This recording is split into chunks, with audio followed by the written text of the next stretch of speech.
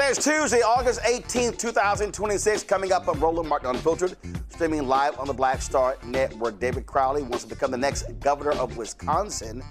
We'll talk to him about how the Milwaukee County executive dropped out of a race, got back in the race, and beat DSA candidate to take on Congressman Tom Tiffany in November. While North Carolina Governor Josh Stein vetoed House Bill 958, the bill would undermine voting rights. Bishop William Barber stood in the front of the state legislature building speaking out against the General Assembly's latest attempt to suppress the vote. We'll show you what he had to say. Karmelo Anthony case is back in the spotlight. This week, his appellate attorneys will demand a new judge and a new trial. In the Nola Wells case, instead of preparing for what should have been his 19th birthday, his family will hold a national day of prayer, and the NAACP joins his legal team. In tonight's ShopBlackStarNetwork.com segment, the Brown Girls Bag, a luxury handbag brand created specifically for black women in mind. And Fox News just keeps lying and lying. Wait till I show y'all how they try to pull the okie doke when it comes to gas prices. It's time to bring the funk on Roland Martin Unfiltered on the Black Star Network. Let's go. He's got it. Whatever the miss, he's on it. Whatever it is, he's got the scoop, the fact, the fine. And when it breaks, he's right on time and it's rolling. Best believe he's knowing. Putting it down from sports to news to politics. With entertainment just for kicks, he's rolling. It's on go, roll, y'all. It's Roland Martin, yeah. Rolling with Roland now. He's funk, he's fresh, he's real, the best. You know he's Roland Martin now.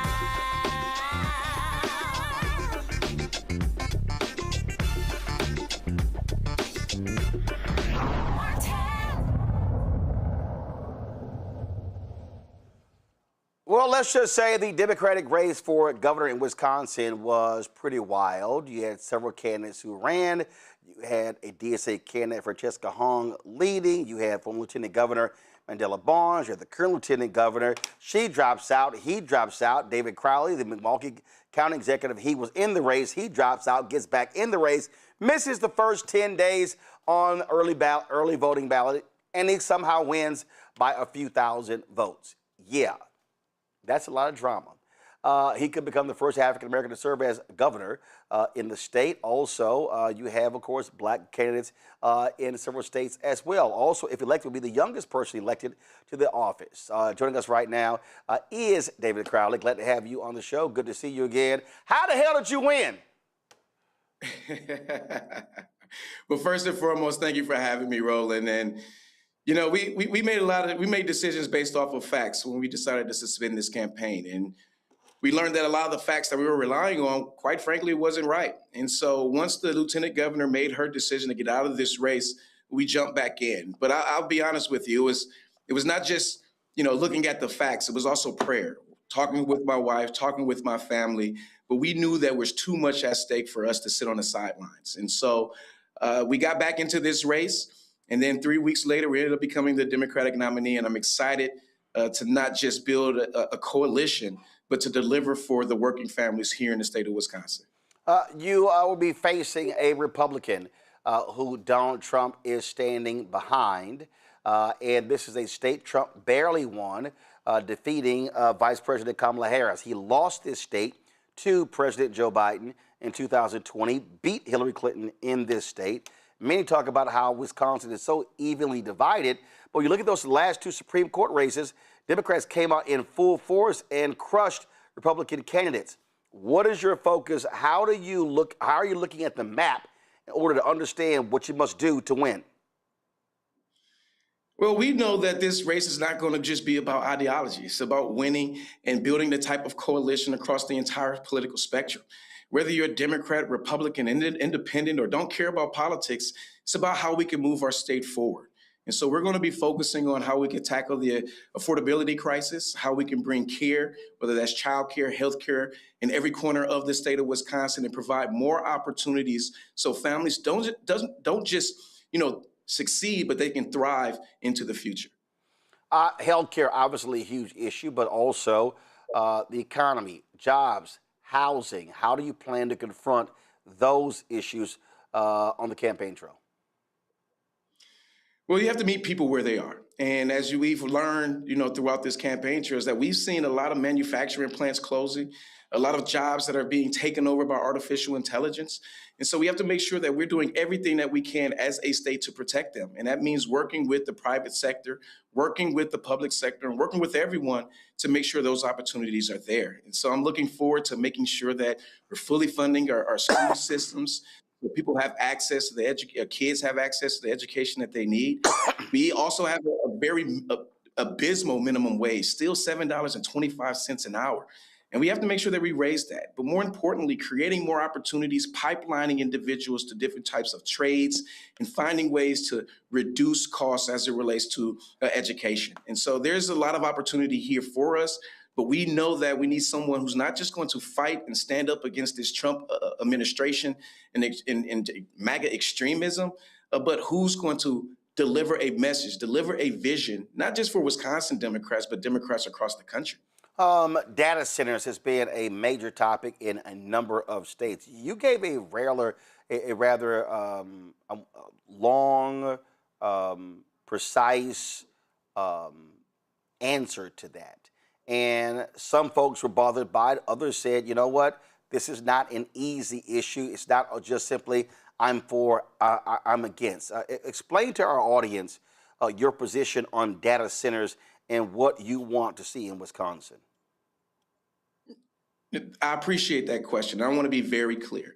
If a community doesn't want a data center, they shouldn't have to have a data center, and they shouldn't be forced to have a data center. And there are no and, ifs, or buts about that. What we're focusing on is how we can protect our communities, making sure that these data centers, they pay their way, they pay for the energy, they pay for the infrastructure. And when I become the next governor of the great state of Wisconsin, we're going to make sure that no Wisconsin taxpayer is paying one dime towards these energy and infrastructure costs. And unfortunately, my opponent, Congressman Tom Tiffany, he voted to give tax breaks, $70 billion in tax breaks to big tech companies across this country. He voted to fast track these tech companies to be able to steamroll communities throughout the state of Wisconsin without no state oversight. And so we need these state regulations moving forward, and it's important that we do that. On that particular point, that's one of the things that I've looked at. When I see a lot of these tax breaks, and then when I hear the number of jobs created, I go, wait a minute, you're giving up a hell of a whole lot in tax breaks for 40, 50, 60, 70, 80, maybe 100 jobs. When you think about, these big tech companies doing these, huge hyperscale data centers, like a lot of the jobs come on the front end, but not necessarily on the back end. And so if communities decide that they're going to have a data center, the builder, they're going to have to utilize union labor. But we're going to make sure they're paying their way moving forward. But I want to see community benefit agreements across this entire state. I want to make sure that, wherever they reside, that our entire state actually benefits, because we're all going to be affected in some type of way. And so if we can leverage this for our existing businesses, our entrepreneurs, our local units of government, as well as our school systems as well, we should be looking directly into that. And so we should be looking at how we can extract as much as possible from these data centers versus them extracting our most precious natural resources. I often get this. White conservatives love to ask me, well, what have y'all gotten for your vote? And I always flip it to say, well, what have a lot of broke white folks gotten for their vote? Listen, you got farmers in Wisconsin. Donald Trump has destroyed the lives of many farmers with his tariffs. You got that particular issue there. Also, it's a lot of poor whites in America, in your state, who depend on the Affordable Care Act, who depend on SNAP, who depend on these different things. Are you willing to go to them and look them dead in their eye and say, hey, you've been voting against your own economic interest. You really should pay attention to what we Democrats are doing to try to help you live a better life? As I've traveled across this state, whether it's a small rural community, mid-sized suburban community, or large urban communities like I represent, we are all facing the same issues. It's the affordability crisis, being able to afford groceries to put on your table, being able to afford a home that you can rest in every single night, or being able to afford healthcare and childcare, which quite frankly is either expensive or not accessible. And so we've learned that there's a lot of people who have a lot of hope because we've won this primary election. They're excited. We have this momentum, and we're not going to leave no stone unturned. And as I talk to farmers, they know that Donald Trump is to blame as it relates to their workforce, their increase in prices for them because of this war of choice with Iran and how they've seen not just their tariffs rise, but gas prices rising as well. And so we have to take advantage of this opportunity. And as the next governor, we're going to make sure that we not only lower costs, but we put more money in the pockets of families all across this state. Questions from my panel. First, Dr. Mustafa Santiago Ali, former senior advisor for environmental justice at the EPA. Brother Crowley, it's good to see you. Good luck with everything. My question is, I know Wisconsin fairly well. You have an opportunity to build 21st century infrastructure, and I heard you just mention that rural and folks in urban centers have some similar concerns. If you're governor, what does a 21st century infrastructure look like in Wisconsin? That 21st century infrastructure means that we are no longer leaving anyone behind. We don't want zip codes to determine futures here in the state of Wisconsin. So we're going to focus on making sure that when the tide rises, all the boats rise. I come from an organizing background. I was always told if you don't have a seat at the table, you're on the menu.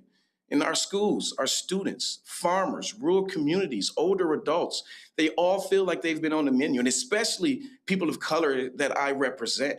And so it's about making sure that we lend their voices to the solutions that's going to work for them. There isn't a one-size-fits-all solution. What works in my community may not work in a La Crosse, may not work in a Superior, but it doesn't mean that we can't make sure that those individuals lean their voices to the solutions that work for them. And so it's not about building this on my own. No governor, no one entity is going to be able to do that. It's about how do we bring others to the table and continue to empower our state so our state moves forward just like our motto says. Lisa Durden, social justice journalist out of Newark, New Jersey. Your question for David Crowley. Ooh, Mr. Crowley, this election made me dizzy. In, out. So a few things, a couple of quick things. I understand that polling is putting you in front of Tiffany, and I love that you're leading in both the independent area of voters and the battleground individuals. So that's cool, but in house and ever, the Southerners say house and ever, but in house and ever, I don't trust polls. They can flip on your ass. So I wanted to know. I know. I know. So who's on first, what's on second? So I wanted to know, I understand that you have to run like hell. You've got to run like hell. But speaking about voting against your own interests, I don't know what you're going to do to get the voters to understand that their stomachs are about to be empty if Tiffany gets in that office. So what are you going to do to impart on the potential voters, don't vote against your own interests? What are you going to do on the campaign trail to inspire, incite, or to create energy around this vote's important? Because as you know, Democrats, people are a little disenfranchised with Democrats and Republicans, to say the least. So I just am looking for what your plan is. One, you have to meet people exactly where they are and make sure that they're a part of this process.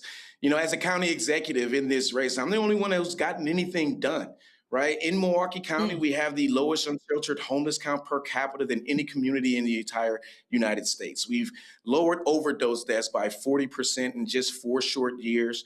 And we've cut taxes, the largest property tax cut in our community's history, while bringing people across the political spectrum to not only benefit Milwaukee County, but every single municipality. And our job is to make sure that they understand, Tom Tiffany's record. He is a MAGA extremist who has served in Congress and has done nothing but be a lapdog to Donald Trump. He's the only person that I know here in the state of Wisconsin who's voted with Donald Trump 100% of the time. And so he is not focused on actually having a backbone and standing up and fighting for his own district.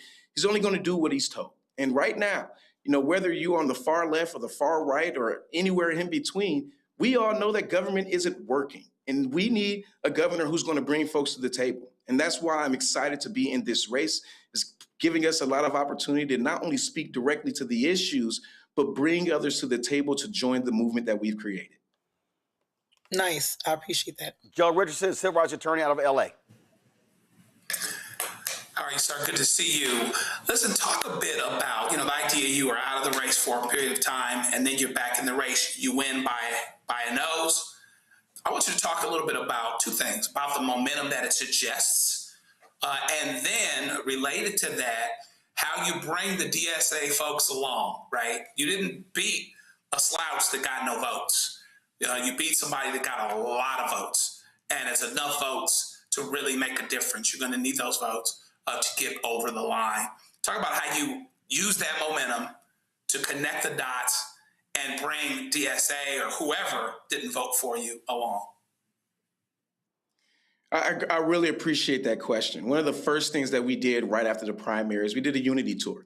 And so all of the primary gubernatorial candidates on the Democratic side, we had breakfast, and we all committed to supporting myself as the nominee. But as we've traveled, I had the opportunity to learn that, some of those same folks that you mentioned, they have a lot of hope. They have a lot of passion. And they're committed to the state of Wisconsin. And you know what? I share that same passion.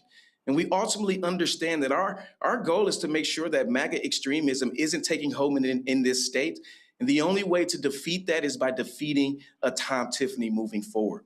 And so as we build this big tent, our job is to make sure that we don't lose focus on what the goal is and continue to speak directly to the values of Wisconsinites all over.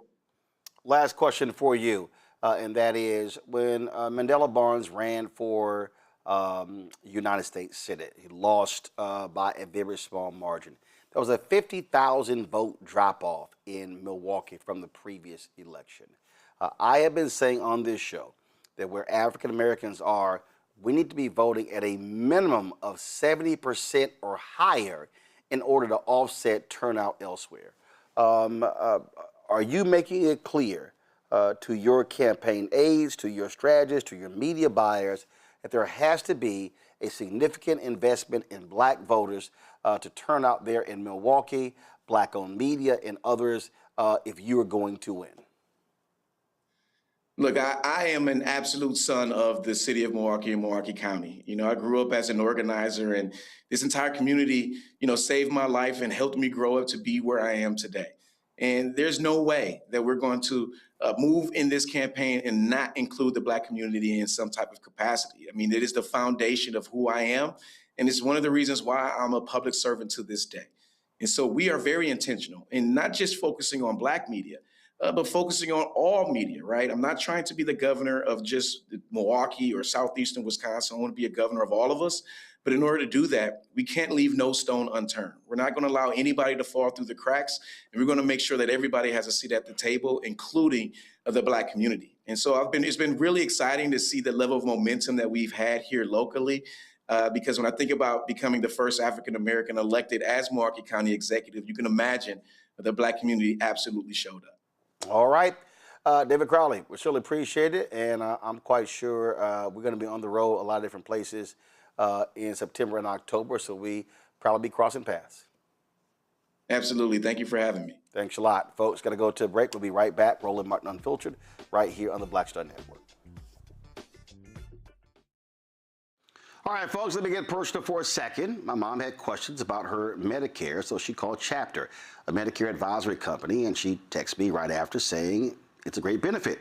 It was easy. A real person walked her through the whole thing, and now she understands better what's going on. But it's not just her. A woman in Yonkers wrote in saying the process was so simple, the enrollment was easy, and she was so glad she called. Then there's Marilyn, 90 years old, in Florida, living on Social Security.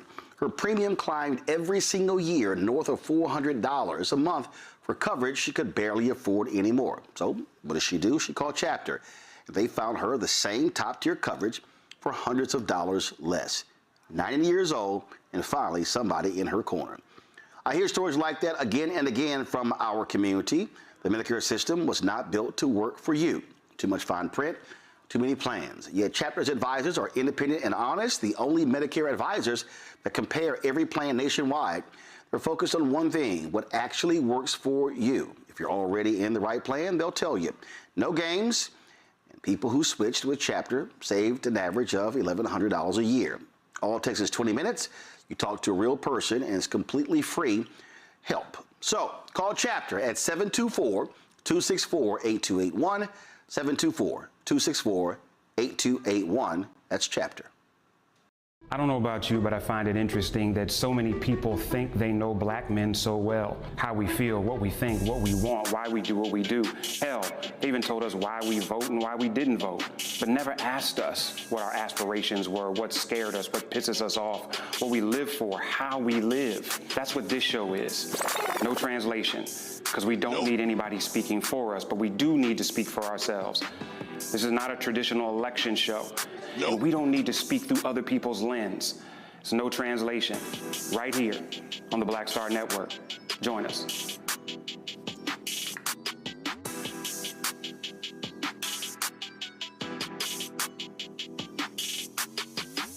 What's up? It's Talib Kweli. I'm CEO. This is the Black Star Network.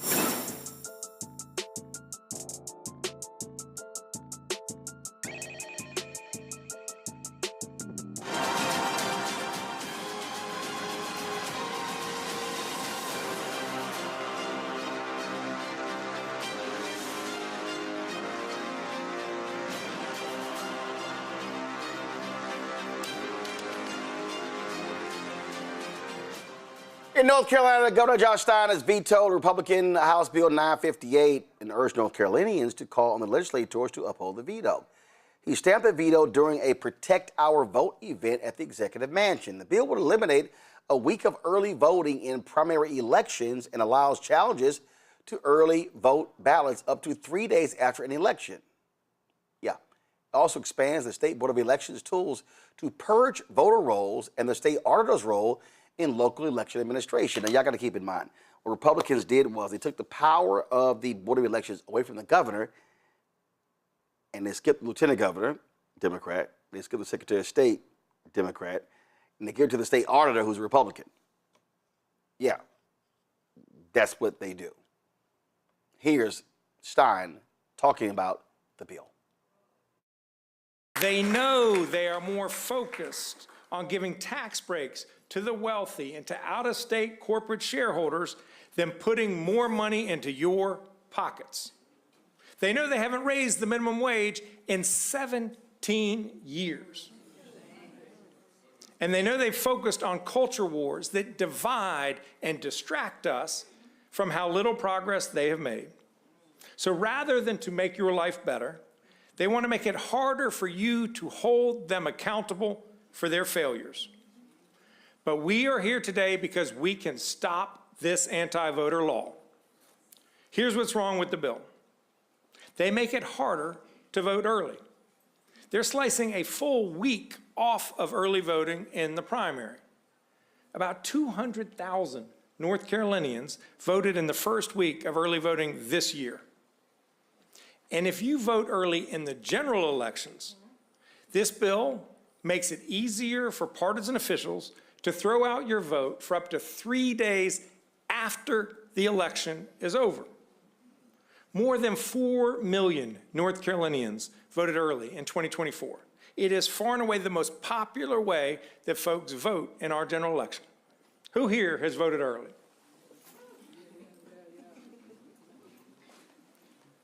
So if you are lawfully registered, show your ID and vote early, some sore loser could still try to throw it out after the election is over.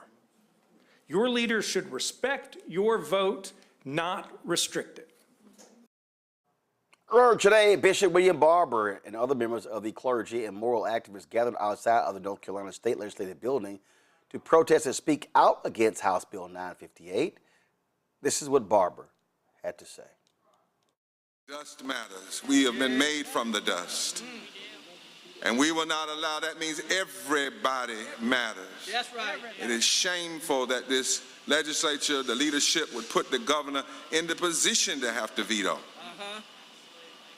You have to cast a veto vote to try to protect people's right to vote. It makes no sense. No sense. But we have to do more than talk, and more than pray, and more than believe. We have to put legs on our prayers, and we have to put action on our declarations. 100 days, 1,000 marches to the polls. Watch this. First day of early voting. We want the media to understand. We're calling that on that first day of early voting, we want you to have to report breaking news. There are people marching, multiple in Wilmington, North Carolina. Wait a minute, we just got a report. It's happening in Raleigh. Wait a minute, we just got a report. It's happening in Little Washington. Wait a minute, we just got a report. It's happening in Salisbury. This is a moment that all of us can grab. That's right. Last two things. Some have said they're going to have ICE agents watching and federal agents watching. Well, come watch us walk. All right. Come watch us march. Come watch us be unafraid. That's another reason that we're coming together. We're not going to face this authoritarianism alone. That's right. We will face it together. Yes, sir. And then finally, for members of the media, we'll take questions after this. But here is what is supposed to be happening. They're not the words of William Barber or Nancy Petty or Reverend Frank or Wayne or Reverend Hannah or Rabbi Sandra or Reverend William. They are the words of folk that came long before us. That's right. Who came out of the craziness of slavery and injustice. And black and white, they decided to write a new constitution. That's right. There were preachers in that midst, and they decided to write. And here's what they wrote that should be the only thing we do when it comes to voting. Yes, sir. It is found in the first articles of our Constitution in this state, penned back in the 1860s. Only a citizen That's right. of these United States, born or naturalized, who is 18 years of age and possessing the qualifications set out in this article, shall be entitled to vote That's right. at any election by the people of the state. The greatest injustice, the greatest sin, Nancy, of this legislature, the greatest unconstitutional act is that they have forgotten the elections don't belong to them. That's right. That's right. The elections don't belong to politicians. The elections don't belong to the speaker. They don't belong to the Senate pro tem leader. They don't belong to whoever happens to the majority. In the Constitution of this state, the wisdom of black and white fusionist politicians coming up out of the vestiges of slavery, they declared elections belong to the people. Period. And anything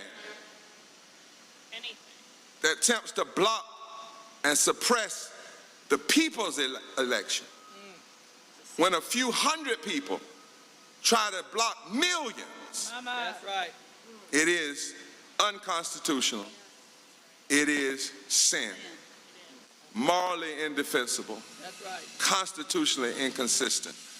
And when you look at the policies that get passed because of this foolishness, economically insane. That's right. And we will meet this moment because we want our elections back. That's right. That's right. Yes, sir. That's right. So we will march. Yes, sir. So we will walk. Yes, sir. So we will drive. Yes, sir. So we will be on the sidewalks. We will be on the streets. We will leave our churches. We will leave our synagogues. We will leave our mosques. We will leave our lodges. We will leave our fraternal places. We will leave our college campuses. And we will, in our workplaces, our labor unions, And we will put on the most massive mobilization of recent years because we want our elections back. That's right.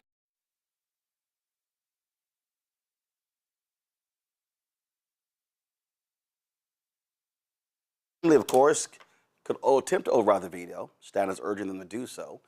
And he wants North Carolinians to contact their state reps to uphold his veto decision.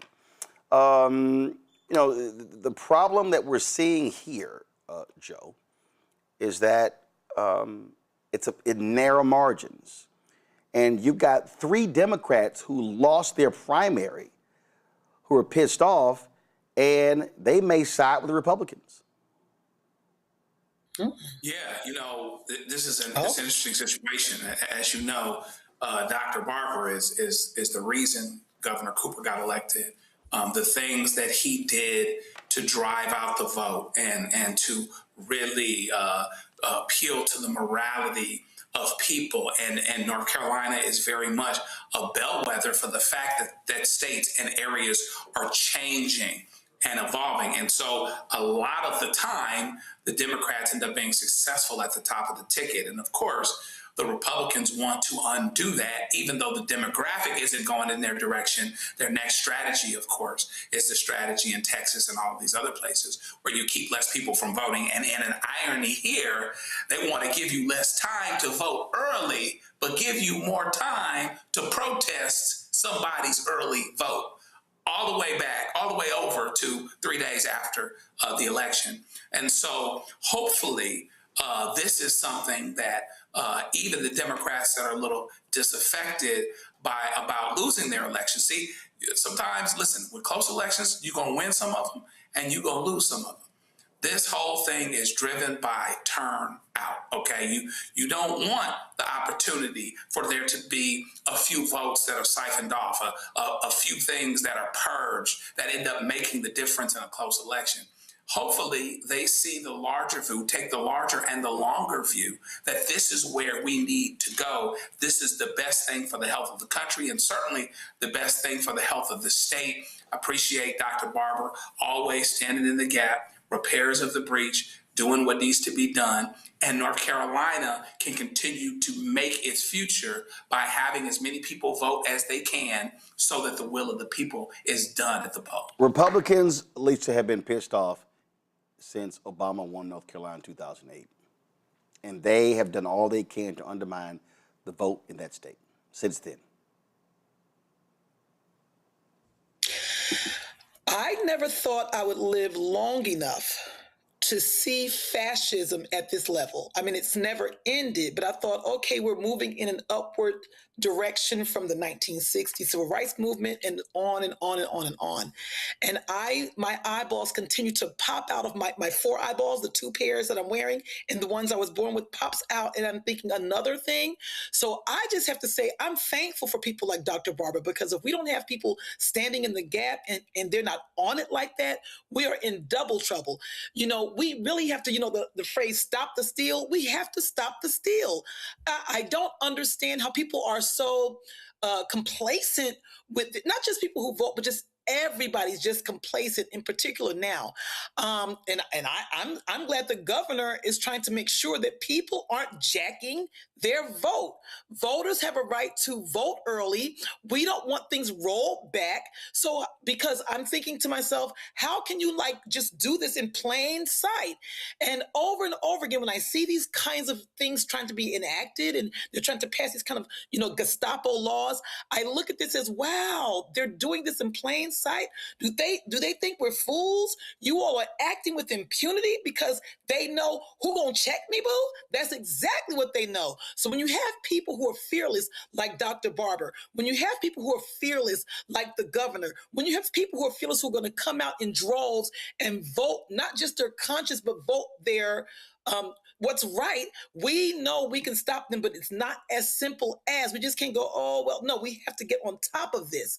So the unmitigated gall and the unfettered actions is just disgusting. So I just hope we fire off on all cylinders from everywhere and we get out there. I want the vision.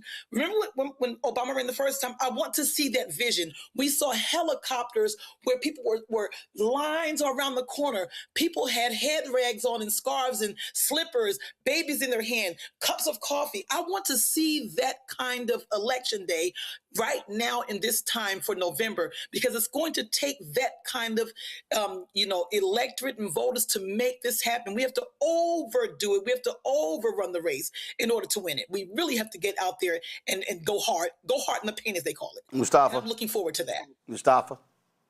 I mean, folks just got to be courageous, right? We continue to lean on Reverend Barber and others who we give the title, and rightly so. They've done the work as a leader in this space. Each individual, every person is a leader, and you just have to decide if you're going to finally step up or if you're just going to wait to see how everything plays out. There's a huge amount of energy that goes into voter suppression.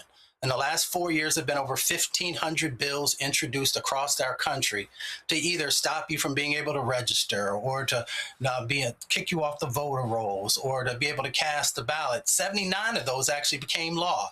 So you should ask yourself, do these folks really have this much energy to be able to invest in stopping people from being able to vote, and not the energy to be able to invest in figuring out how to feed people, how to make sure everybody has a home, making sure that there's nobody who's unhoused, making sure that everybody has a job with a livable wage?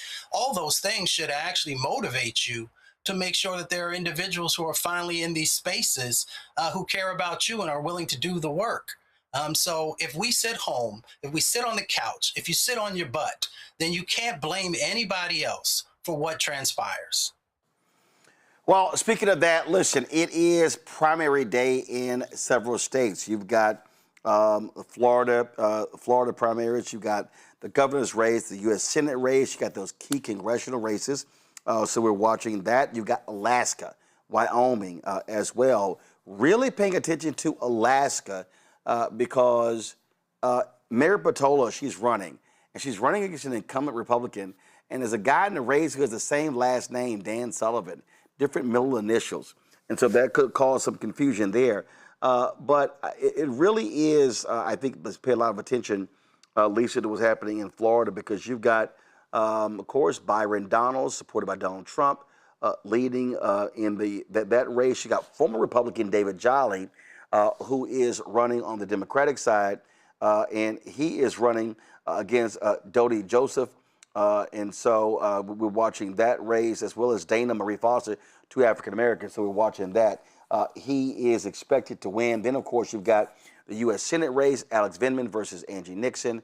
So there's a lot going on. And then, of course, you have the congressional races, Chevron Jones running for the seat with Frederica Wilson. Then, of course, you got the other seat, the other black seat, where David Wasserman Schultz chose to run in that election. And the black candidates opted not to drop out. There are 3 or 4 black candidates, and they met several times to say, hey, we should only have one run. Nah, all of them are running, and you might end up what happened in Memphis when a bunch of black people ran, and Steve Cohen was able to win because the black folks canceled each other out.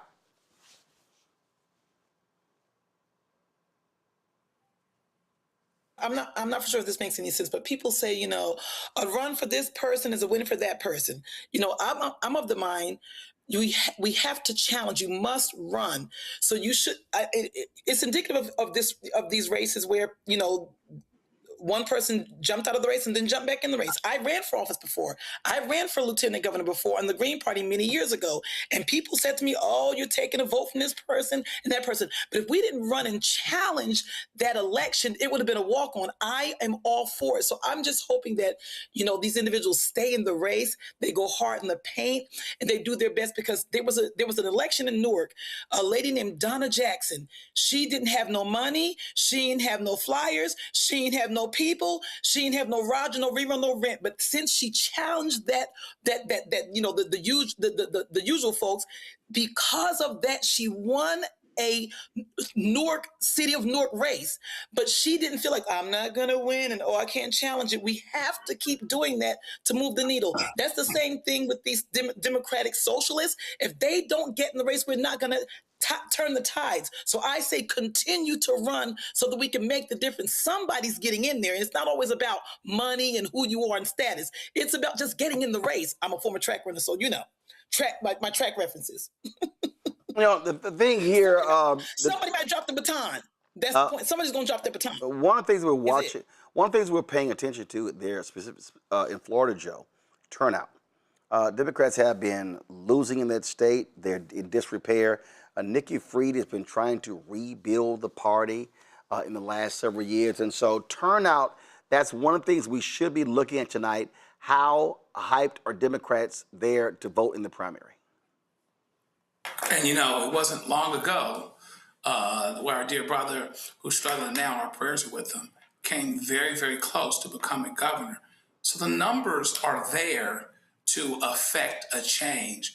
One of the big suggestions that happens, and we talked about it quite a bit, in the South is that because Republicans win so often, it's because that they have the numbers and therefore we shouldn't be hopeful. There are a whole lot of black folk. There are a whole lot of votes to mine, M-I-N-E, of people that don't turn out either because they're not hopeful or whatever else. And that's to say nothing of, some of these laws that are coming into play where they try to restrict and restrict people that are the recently incarcerated or convicted and those types of things.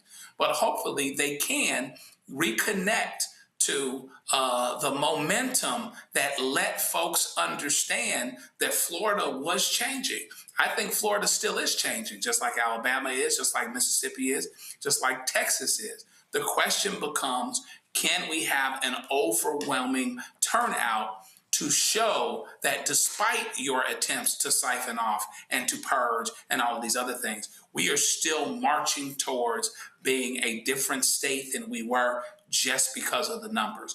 And hopefully our dear brother who's been running the party down there and been putting forth those efforts will see some of that come to fruition even tonight. Mustafa? I mean, this is just one of those moments, right? You still got to work incredibly hard to get people's vote. A lot of folks are disillusioned. A lot of folks don't believe that it makes a difference, no matter how much pain they continue to experience, both themselves and in their families and inside of their communities. And a lot of it has to deal with that people don't truly believe that they have power. So if you don't think that you have power, then you think that your vote doesn't have power. And if you think your vote doesn't have power, then you don't show up. And so therefore, you give away all those resources that should be coming to your community to others who probably will not have the best interest of your community at heart.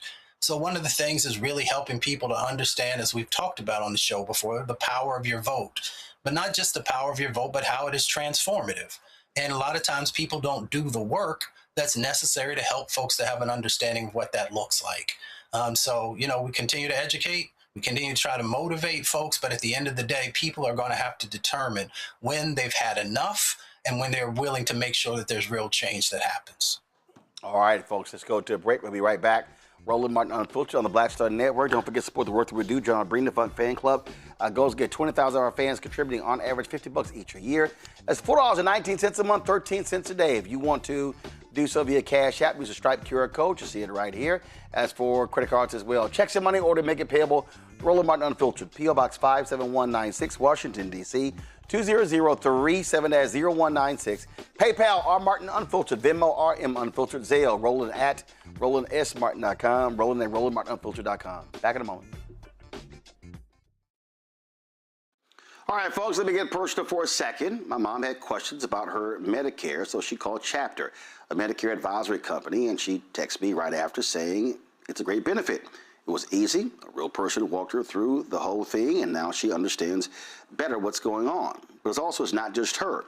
A woman in Yonkers wrote in saying the process was so simple, the enrollment was easy, and she was so glad she called. Then there's Marilyn, 90 years old, in Florida, living on Social Security. Her premium climbed every single year north of $400 a month for coverage she could barely afford anymore. So what does she do? She called Chapter. They found her the same top-tier coverage for hundreds of dollars less. 90 years old, and finally somebody in her corner. I hear stories like that again and again from our community. The Medicare system was not built to work for you.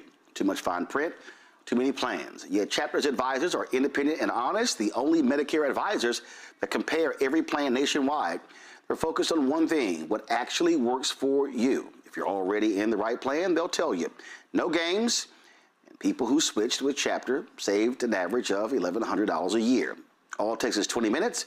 You talk to a real person, and it's completely free help. So call Chapter at 724-264-8281, 724-264-8281. That's Chapter.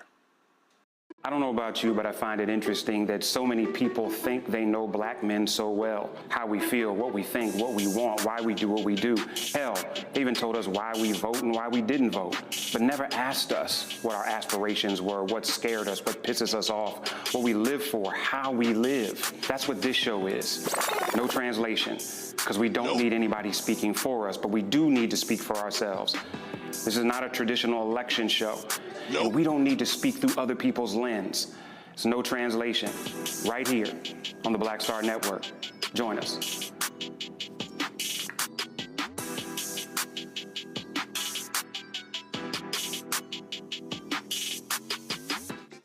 My name is Bill Duke, and you're watching Roland Martin Unfiltered.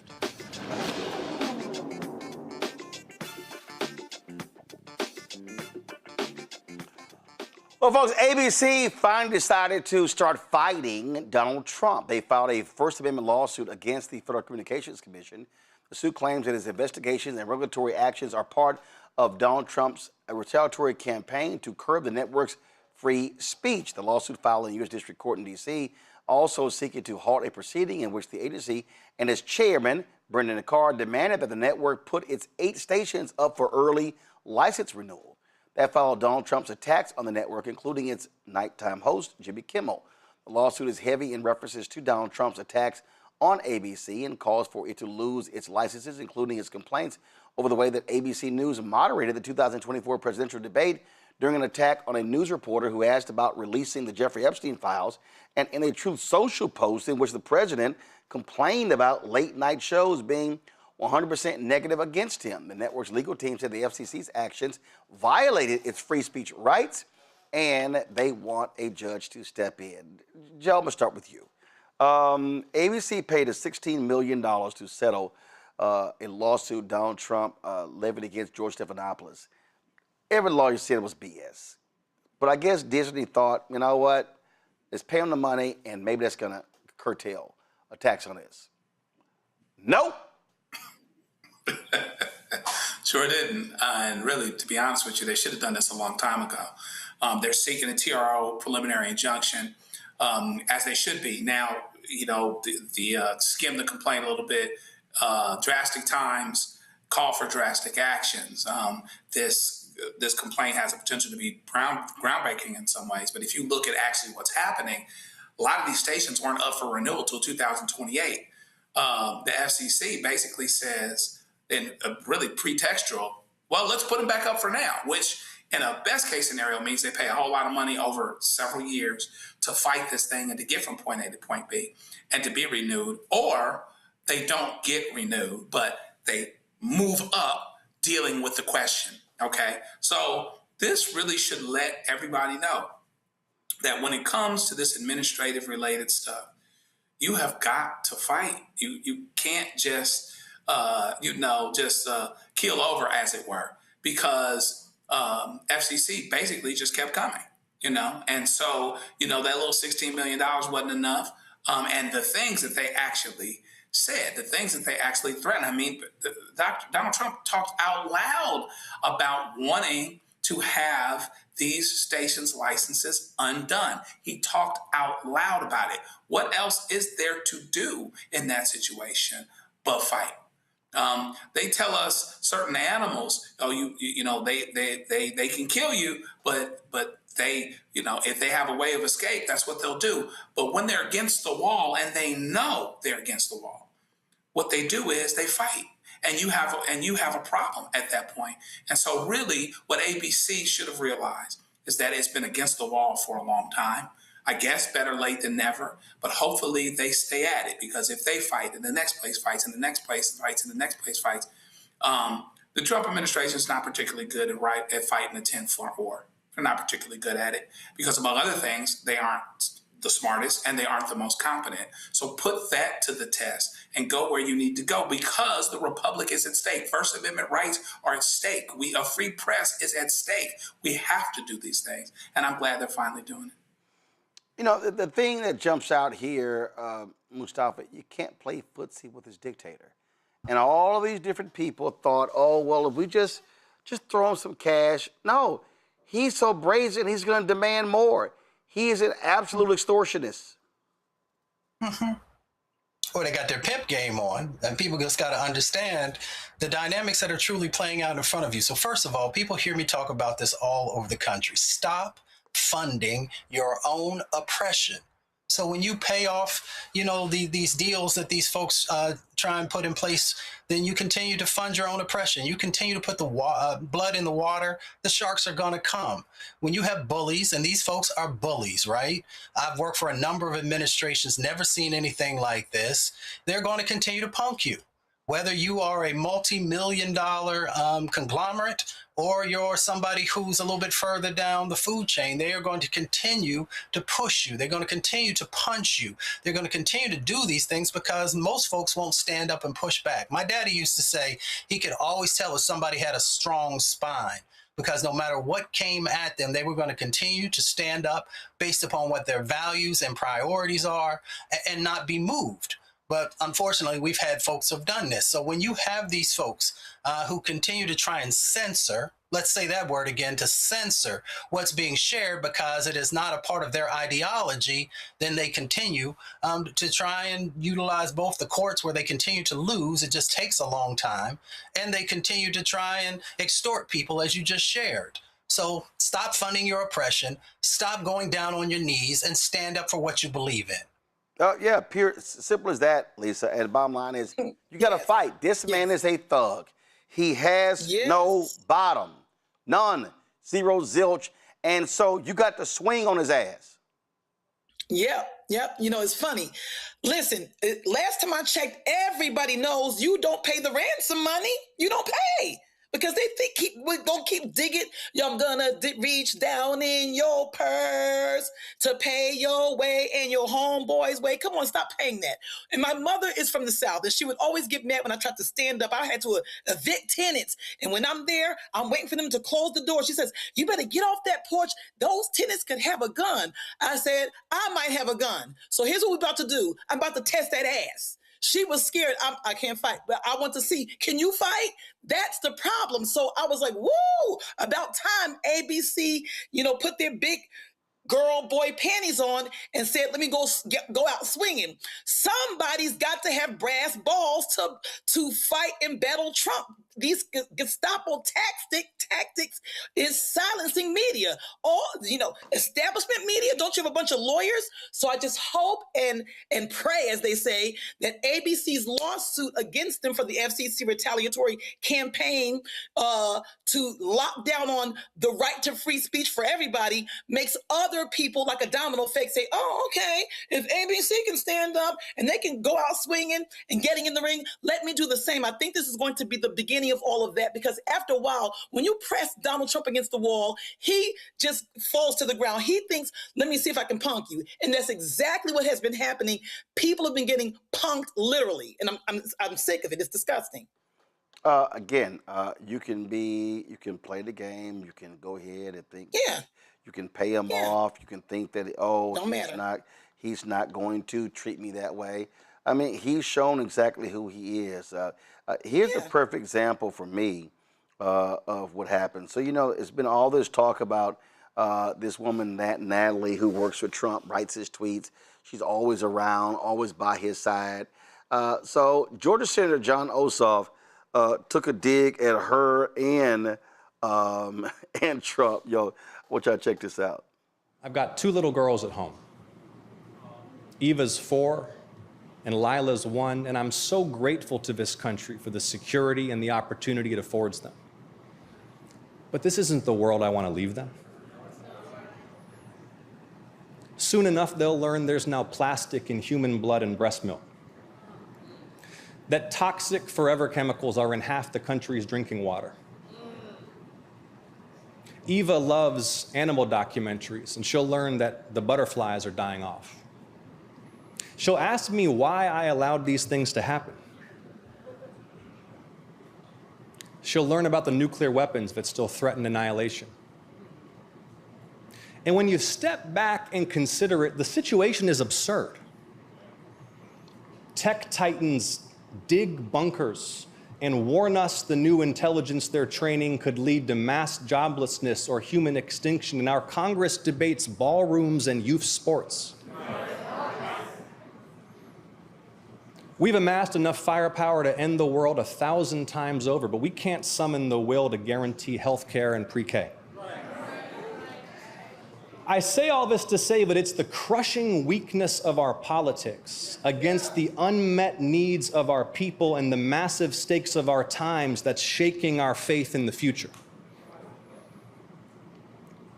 But Atlanta, I refuse to leave my girls a world as dark and dangerous and cruel as this one threatens to become.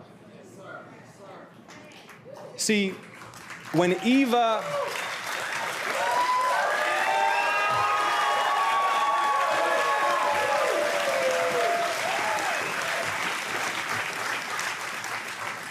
When Eva's old enough to ask me why I let this happen, I'm determined to answer truthfully that I didn't.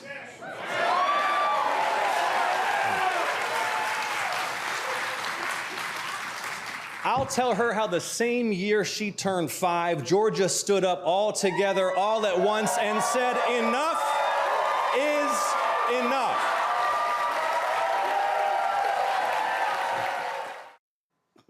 One of the things that I like, again, you take the shot and you call him exactly who he is, and Fox News took note of that, and they were like, okay.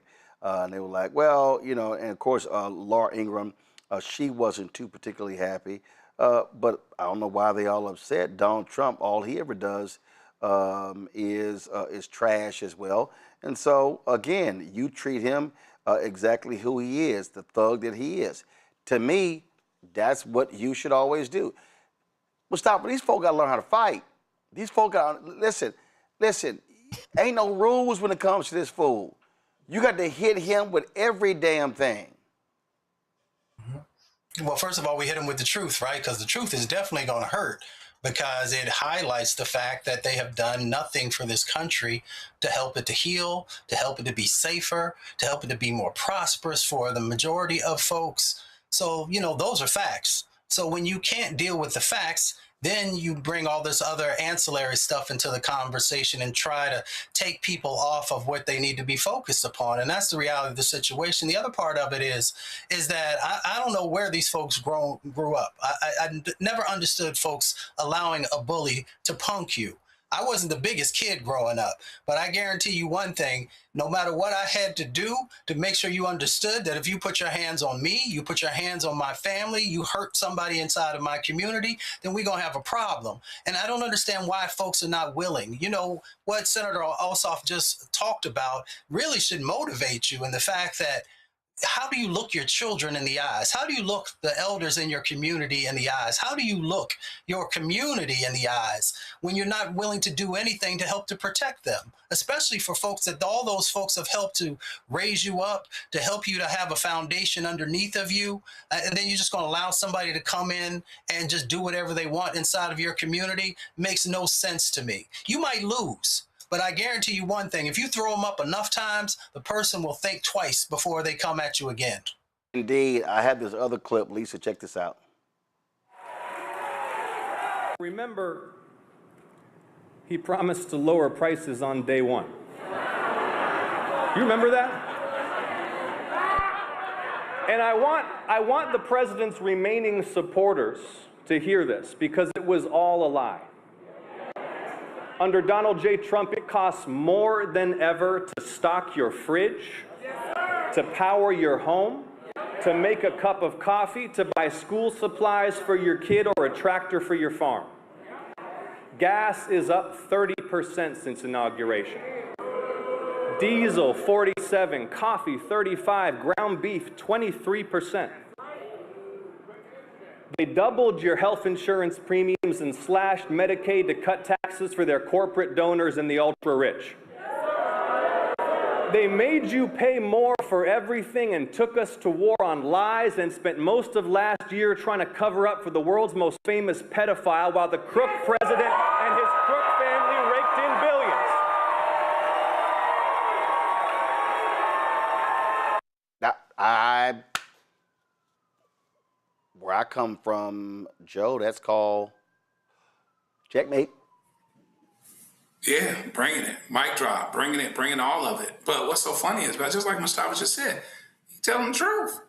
He's actually telling the truth. He didn't have to create. He didn't have to extend the truth. He didn't have to tell something that deserves context. Prices are up. Okay? Prices are way up. And really, when it comes down to it, not standing up. Starting off, even Republicans with their own party, they had many chances to beat him back, as it were. Made him bigger, made MAGA extremism bigger, made all of this stuff bigger than it had to be. But it was built on a foundation of lies, a foundation of untruth, a foundation of dishonesty, lack of integrity, etc. And it's interesting to watch how people twist up in pretzels to say that they believe in integrity and they believe in truth and honesty, but they still are on this Trump train. But the train is it's going off the tracks big time. And I'd laugh about it, except we all paying more money. It's going to take a whole long time to fix all of this. But it's going to take more truth tellers like John Ossoff to put it where it really is and say, this is what's happening and this is what's going on. And hopefully the people of Georgia, in his case, are listening to it. I think he looks fairly good as it pertains to the polls and gives you a sense for how far he's actually come because all that time ago they said that he couldn't win. And so hopefully we continue to just have more truth tellers to continue to let us know. If people vote with the urgency that all of this mess has actually created, we will see quite a big change in Congress, quite a big. Had an event with Senator Mark Kelly and his wife, former Congresswoman Gabby Giffords, where, let's just say, he didn't mince words when it came to draft dodging Donald Trump. Because I don't think anything illustrates the times more aptly than that the draft dodging crook president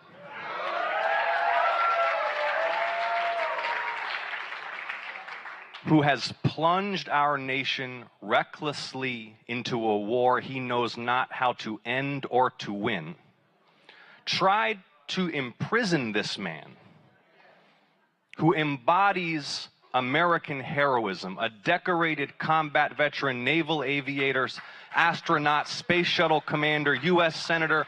Donald Trump tried to lock him up for daring to state in public a fundamental principle of military law. And you heard, I work closely with Mark. We sit together on the Intelligence Committee, and it's been a privilege to see how he has persevered despite these threats of imprisonment by his own government, dutifully serving his constituents in Arizona, dutifully seeing to the national security of all Americans, and not backing down for even a moment in the face of those threats. Thank you, Mark, for all you've done and for your courage. Straight draft dodger. Straight. Yep. I mean, that man don't give a damn about the military. You got that USS Lincoln. He don't care about the conditions on that ship. He said, oh, they should stay out longer. This man is an absolute sicko. When I saw John Ossoff snapping In Philadelphia, they call it joning. In Newark, we call it hiking, doing the dozens. Y'all know the words. I was on the floor. The man should be a comedian. You know, he's pointing out everything we already know. There isn't anything we don't know about Donald Trump. We even saw Donald Trump in the debate with Kamala Harris saying, I have a concept of a plan. Even the MAGA folks didn't see any concepts. What are the balloons? What are the concepts? Did you list any concepts? But they're busy saying, well, you know, Kamala Harris, we don't know what she's about. What is she doing for men and blacks and women? But he's saying, I have no plan. So it just tells you how disgusting people are. When people say, oh, people are voting against their own best interests. No, they're not. All of the MAGA folks voted in their best interest. And what they're after is white supremacy. And you know how they say, when you want to put somebody down in a ditch, you've got to be down in there in them. So people are so hateful. People are so racist. They'd rather starve themselves to make sure you starve. They'd rather run out of gas in their car to make sure your tank is empty. This is what the racism and the disgustingness is all about. The individualism is all about. So I'm liking that John is saying, we're going to turn this tide down here where we are. We have to have more of the Johns, because if you have more of the Johns, it's going to be like the Wizard of Oz. You know, when they got to the end and you saw the wizard, he was so loud and mean. At the end, it was a little short man that was a punk. We have to expose Donald Trump once and for all. And these John Ossoffs and all of those other folks doing what they're doing, marching toward November, is going to do just that. All right, folks, going to a quick break. We come back. I keep telling y'all, ain't nothing like a Fox News lie. Man, did they lie about gas prices. Wait till I show y'all next. Roland Martin Unfiltered on the Black Star Network. All right, folks, let me get personal for a second. My mom had questions about her Medicare, so she called Chapter, a Medicare advisory company, and she texted me right after saying it's a great benefit. It was easy. A real person walked her through the whole thing, and now she understands better what's going on. But it's not just her. A woman in Yonkers wrote in saying the process was so simple, the enrollment was easy, and she was so glad she called. Then there's Marilyn, 90 years old, in Florida, living on Social Security. Her premium climbed every single year north of $400 a month for coverage she could barely afford anymore. So what does she do? She called Chapter. They found her the same top-tier coverage for hundreds of dollars less. 90 years old, and finally somebody in her corner. I hear stories like that again and again from our community. The Medicare system was not built to work for you. Too much fine print, too many plans. Yet Chapter's advisors are independent and honest, the only Medicare advisors that compare every plan nationwide. They're focused on one thing, what actually works for you. If you're already in the right plan, they'll tell you. No games. People who switched with Chapter saved an average of $1,100 a year. All it takes is 20 minutes. You talk to a real person, and it's completely free help. So call Chapter at 724-264-8281, 724-264-8281. That's Chapter. I don't know about you, but I find it interesting that so many people think they know black men so well. How we feel, what we think, what we want, why we do what we do. Hell, they even told us why we vote and why we didn't vote, but never asked us what our aspirations were, what scared us, what pisses us off, what we live for, how we live. That's what this show is. No translation, because we don't need anybody speaking for us, but we do need to speak for ourselves. This is not a traditional election show. And we don't need to speak through other people's lens. It's no translation. Right here on the Black Star Network. Join us.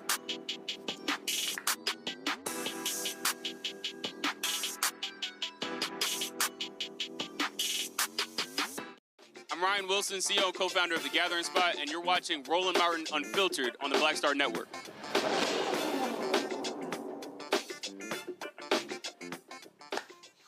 All right, y'all, ain't nothing like another Fox News lie. For the longest, they called themselves fair and balanced. Bullshit.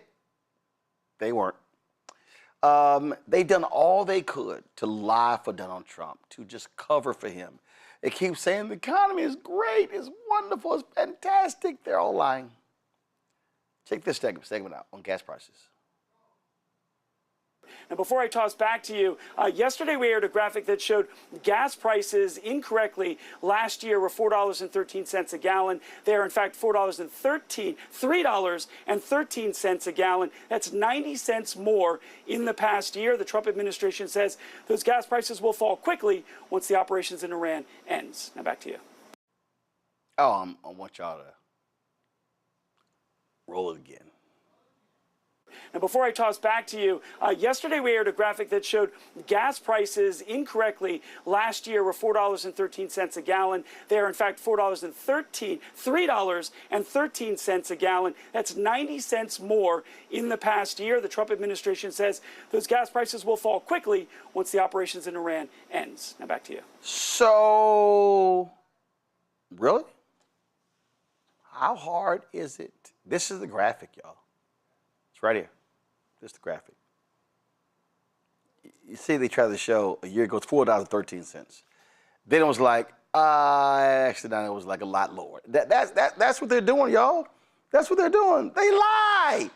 That's all they do is lie, y'all. This is nothing more, Mustafa, than state-run propaganda. That's exactly what I was thinking, man. Oh, good gracious. If Octavia Butler was here with her dystopian novel, she would be having a field day and be known as the prophetess that she was. You know what's really interesting is, one, they expect that you can't count, because first he said $3.13, $4.13, 90 cents. I'm like, I know I went to public school, but I believe that that's $1. The other part of it is that all the people that I know, they don't use regular gasoline in their cars, so they never talk about mid-grade and they don't talk about premium. And yeah, most folks can't afford that now, so they're going down and damaging their engines, so they don't talk to you about the additional cost that is going to be needed to be able to fix the engines, the additional upgrades you're going to need, all the various things that are in that space. And of course they lie because the policies are so terrible. The policies make no sense. Getting into a war made no sense. And people go to the grocery store, they see the prices, they feel the pain. When they go to the gas pump, they see the prices, they feel the pain. You know, and we can go down the laundry list of things that they have failed on because, one, the people that they put into the positions didn't have merit. And what I mean by merit is they had no experience. They had, no real world sets of lessons learned, but they put those people in. So, of course, you're going to have whack policy. You also put people into office who are out of touch with what everyday people are dealing with. So all of these things lead to the lie, lead to the misinformation and disinformation, because you have nothing to give the American public, because everything that you touch continues to get worse. Yeah, in fact, Fox Business, I mean, it's a little hard. It's a little hard to lie about the numbers. They tried there. They got called out. They had to come corrected. Lisa, but listen to them. Check this one out. The case I'm finding the problem is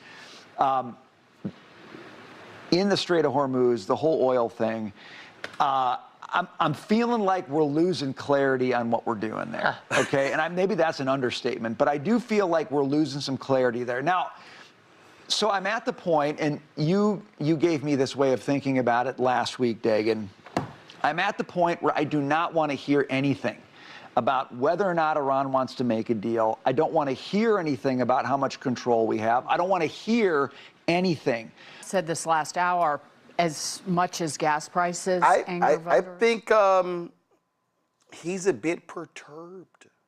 I think he's a little upset. Because what he's saying is like, damn, can y'all stop lying to us? Just be quiet. I guess he's a bit peeved. He says, I don't want to hear anything. I don't want to hear anything. We want to hear something. The truth. So I feel like people like him bank on individuals, I guess, thinking that they were born last night, not at night. So, they can just talk in circles and think that they're like, the emperor has on no clothes. We see that you're naked. Everybody knows what's going on. So I'm not for sure what goal he's trying to achieve with the ongoing, verbal masturbation, if you call it. So I don't know what it's going to take for individuals, like we said earlier in the show, to not be able to afford eggs, not be able to afford your gas, not be able to afford premium gas. I have a car, I have to put premium gas in, and not be able to afford to get on the train is $7 for one train ride. I'm over exaggerating. What is it going to take for them to see and know this is bullshit?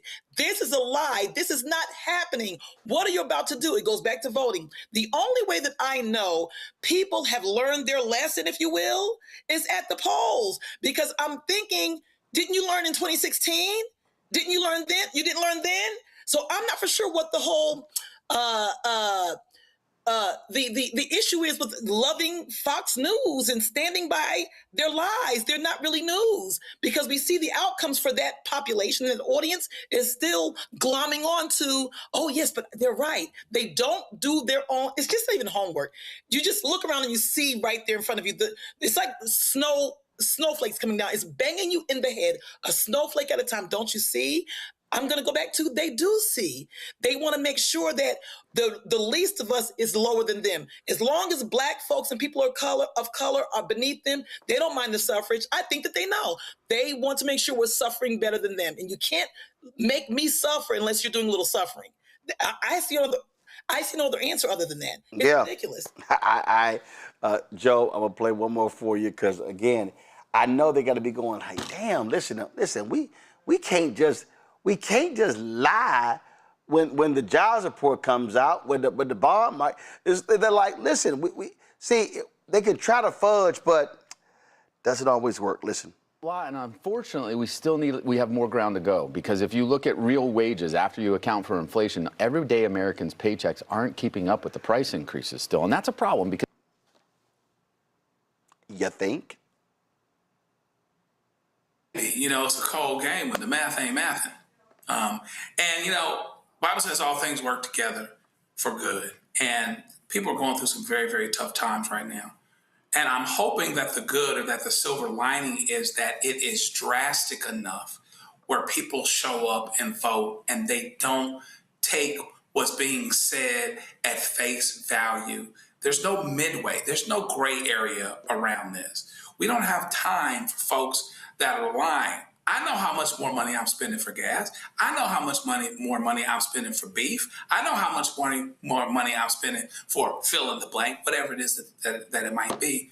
We are dealing with this reality on a day-to-day basis, and hopefully people's reality speaks louder than these lies, and even this notion that some people sit and watch this and they want to go along, you know, because they bought into these culture wars and whatever else. Now, once again, you got something else in common with your black brother, with your Hispanic sister, or whatever else that you didn't want to admit, and that is that y'all all out in the cold. That Donald Trump and that the higher ups are taking from all of you.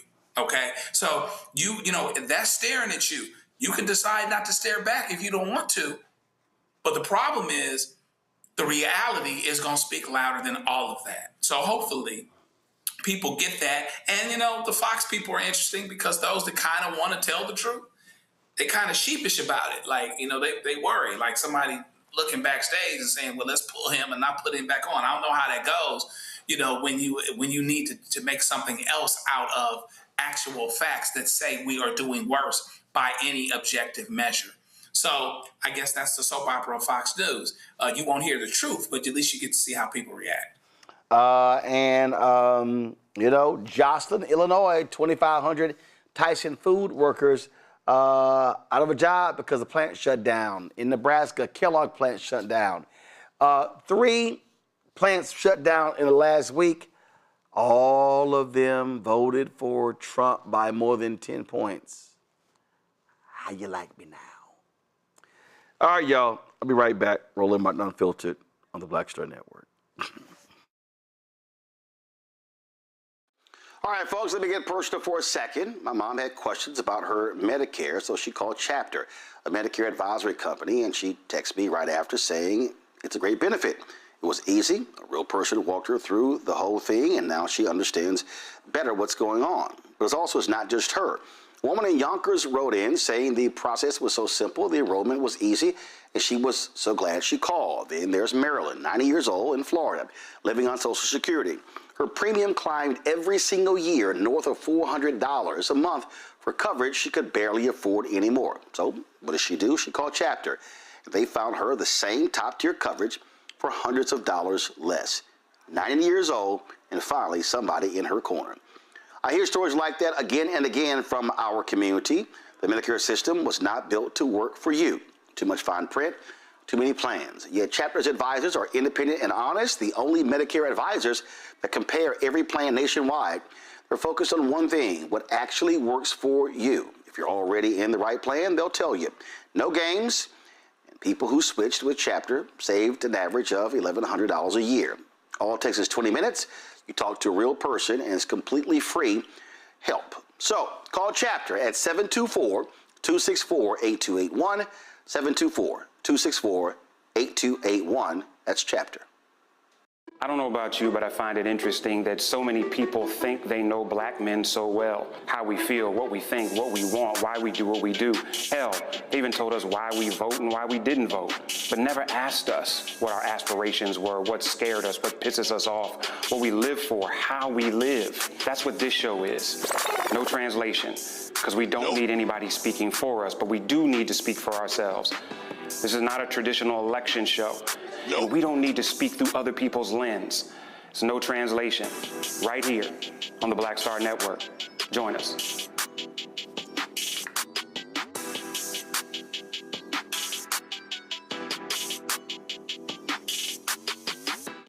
Hey everybody, I'm T.D. Jakes, and I want to encourage you to watch Roland Martin Unfiltered. It'll blow your mind.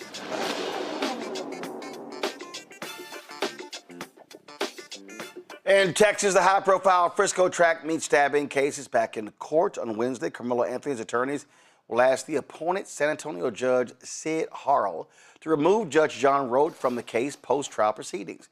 Anthony's team, led by Russell Wilson, believes that Roach's rulings limiting public access violated Anthony's civil rights. If Roach is recused on Wednesday, another judge will sit over Thursday's hearing for a new trial. If he is not recused, Anthony's new lawyers must present their arguments for a new trial before the same judge who has said he believed the initial trial was fair despite there being no black jurors. Thursday's hearing could feature new facts and testimony that have not been made public before. In June, the Collin County jury found Anthony guilty of first-degree murder in connection with the death of 17-year-old Austin Metcalf during a track meet in April 2025 at Memorial High School. Anthony was sentenced to 35 years in prison. Folks, a national prayer vigil is set for August 19th, that's tomorrow, for what would have been Nola Wells' 19th birthday. His family and supporters will hold a commemoration at the Greater St. John AME Church in Biloxi, Mississippi. The NAACP has joined the legal team representing the family of Wells. Kristen Clark will be on the show tomorrow to discuss why the NAACP found it important to help the Wells family. Nolan's body was found on a Mississippi barrier island after a 4th of July boat trip to Horn Island with 3 white friends. Jackson County DA Angel Myers McElrath said the results of the autopsy report, along with other evidence collected during the investigation, remain sealed pending the outcome of the criminal investigation to determine whether criminal wrongdoing took place. His parents, Christine and Elmore, along with their attorney Ben Crump, spoke last week at NABJ convention in Atlanta about the investigation and the main objective, pursuing justice, truth, and transparency into what happened to Nolan. Folks, the second day of testimony in the trial of a man accused of orchestrating the killing of the legendary rapper Tupac Shakur. Dwayne Kefty Davis is charged with murder of the 1996 killing of Tupac. Dr. Lisa Gavin, a forensic pathologist and medical examiner for Clark County, Nevada, testified about Tupac's injuries. She described how the bullets damaged his ribs, lungs, intestines, and other parts of his body. He died in the hospital 6 days after he was shot. Davis is the first person charged in connection with the musician's death. This comes nearly 30 years after Tupac was killed in a drive-by shooting in Las Vegas. Prosecutors say Davis was the mastermind behind the shooting and provided the gun. A tell-all book Davis published in 2019 revived the cold case. He was arrested in 2023 and has pleaded not guilty. His attorney argues the book was fictionalized to make a profit. I don't know who would actually fictionalize that. That sounds just a wee bit weird. Okay? All right, that's it for headlines. Go to a break, right back. Roland Martin Unfiltered.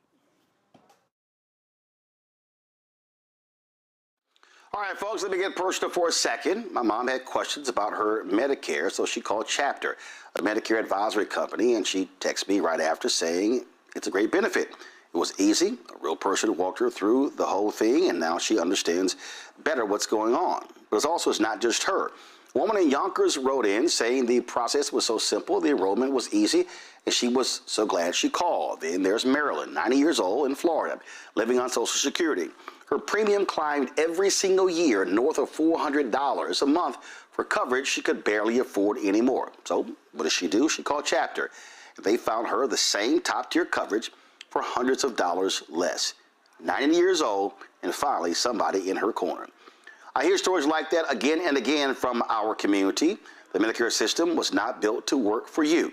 Too much fine print, too many plans. Yet Chapter's advisors are independent and honest, the only Medicare advisors that compare every plan nationwide. They're focused on one thing, what actually works for you. If you're already in the right plan, they'll tell you. No games. And people who switched with Chapter saved an average of $1,100 a year. All it takes is 20 minutes. You talk to a real person, and it's completely free help. So call Chapter at 724-264-8281, 724-264-8281. That's Chapter. I don't know about you, but I find it interesting that so many people think they know black men so well. How we feel, what we think, what we want, why we do what we do. Hell, they even told us why we vote and why we didn't vote, but never asked us what our aspirations were, what scared us, what pisses us off, what we live for, how we live. That's what this show is. No translation, because we don't need anybody speaking for us, but we do need to speak for ourselves. This is not a traditional election show. No. We don't need to speak through other people's lens. It's no translation. Right here on the Black Star Network. Join us.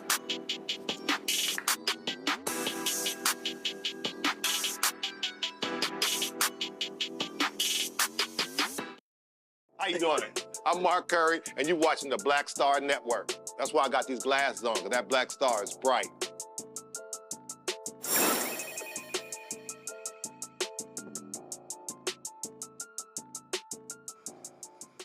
All right, folks, we were talking about the elections today in Florida, and boy, this didn't take long.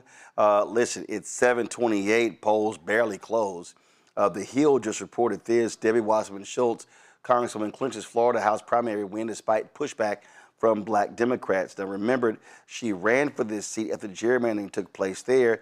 She was running against former Congresswoman Sheila Sherfilis McCormick, who resigned earlier this year. Well, she's about to get ousted. She's about to get expelled from the House. Luther Campbell was in this race as well. Here's what was stupid, okay? You can't have several black people running in a seat and you think you were going to be the well-funded candidate. Now, had they, and they met several times to talk about, hey, we need to come to a consensus candidate. Nobody wants to drop out. Now they all dropping out, Mustafa. Yeah, this is the way that I look at this. Sometimes we allow our egos to get in our way, and we have to do what's best for our community. If you truly love our community, like so many people say they do, then we got to do what's best for our community. If you are polling at 3%, 4%, 5%, you're not going to make up another 20 or 30%, especially if there's 3 or 4 or 5 other people that are in the race. So if you truly want to make sure that we have representation that comes from our community and has a best interest of our community at heart, then that means sometimes that you've got to not just step aside, but you have to, make sure that you are supporting the person who has the best opportunity to win. I know some folks might see it differently, but we're right now in a moment where we don't get to make mistakes. We have to make sure that we have individuals who we know without a doubt are authentically running because they care about what happens in our communities and wants to make sure that our communities are uplifted. It is baffling to me, Lisa, that all of them could stay in and somehow thought that they could beat a well-funded, long-time Democratic congresswoman? You know, I agree with Dr. Ali. I said this earlier. I'm the person that feels like we should all be able to run. I'm all for that. But when it gets right down to it, like Dr. Ali said, now we're looking at you're polling at 0.0001%. You're polling at beneath the surface percent. Now it gets into what's good for the collective. I'm so sick of the individualism in this country, or really in the world. It's a disease, or it's a pandemic, an epidemic. I can't tell. So nobody wants to drop out. And if you drop out, are you really dropped out? See, here's my thing about people who run for office. Do you really care? Do you have to be a politician to do what's right for the people? So if you actually were running because you cared about the people, then you drop out, and all of you get behind the other individual who's pulling higher to help them with the campaign. Knock on doors, kiss babies, shake hands, make flyers, fried chicken, make potato salad without the raisins, go hard in the paint. Put toothpicks under your eyes and make it happen. But no, you want to be a local superstar. You want to be in the place to be. That's not how that works. I'll use track again. Sometimes I ran a track meet with the worst run on the track team because my coach had to spread us thin. Lisa, we're putting Sabrina in anchor leg. Even though she sucks, you got to run for her because we want to win the 4x8 and we've got to spread these folks out. I didn't go, well, she can't run good. We got behind that because what we want to do, we want to win more than one thing. People are selfish. Right there, it tells you the politicians who were polling low, they don't care about you. Next time, find out, I'm not voting for you. That's what's going on. It happens everywhere. And I'm not understanding why people see the math is not mathing. The math is not mathing. Get behind the person who has the best chance to win. What's the problem? Like Dr. Lee said, is it your ego? So that means you don't really care about the people. You want to be a local superstar too. It's a problem. Joe, these are the early voting numbers. Again, they already called the race. You can see right here. You've got Luther, Uncle Luke Campbell, Sheila Sherfullis McCormick, Dale Holderness, Elijah Manley, all African-American. 4 African-Americans running against Wasserman Schultz. She has 50.53%. Okay? It's not like she couldn't be beaten.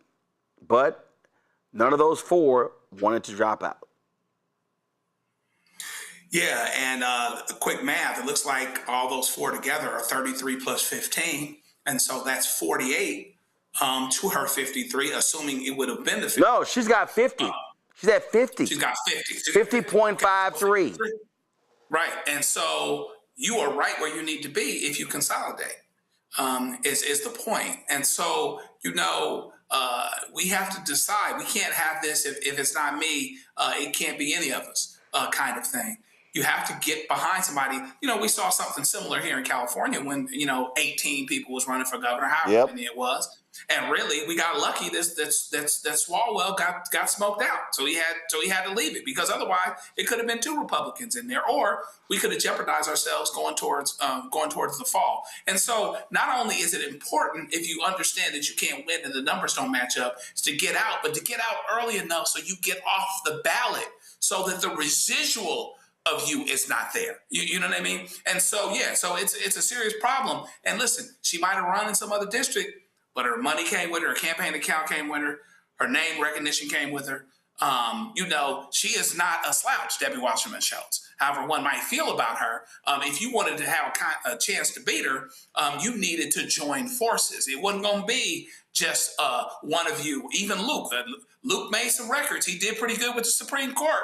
But that's not going to be enough to win for Congress, as it turns out. And so you have to do what you have to do in order to win if the goal is winning. And that's the big if here.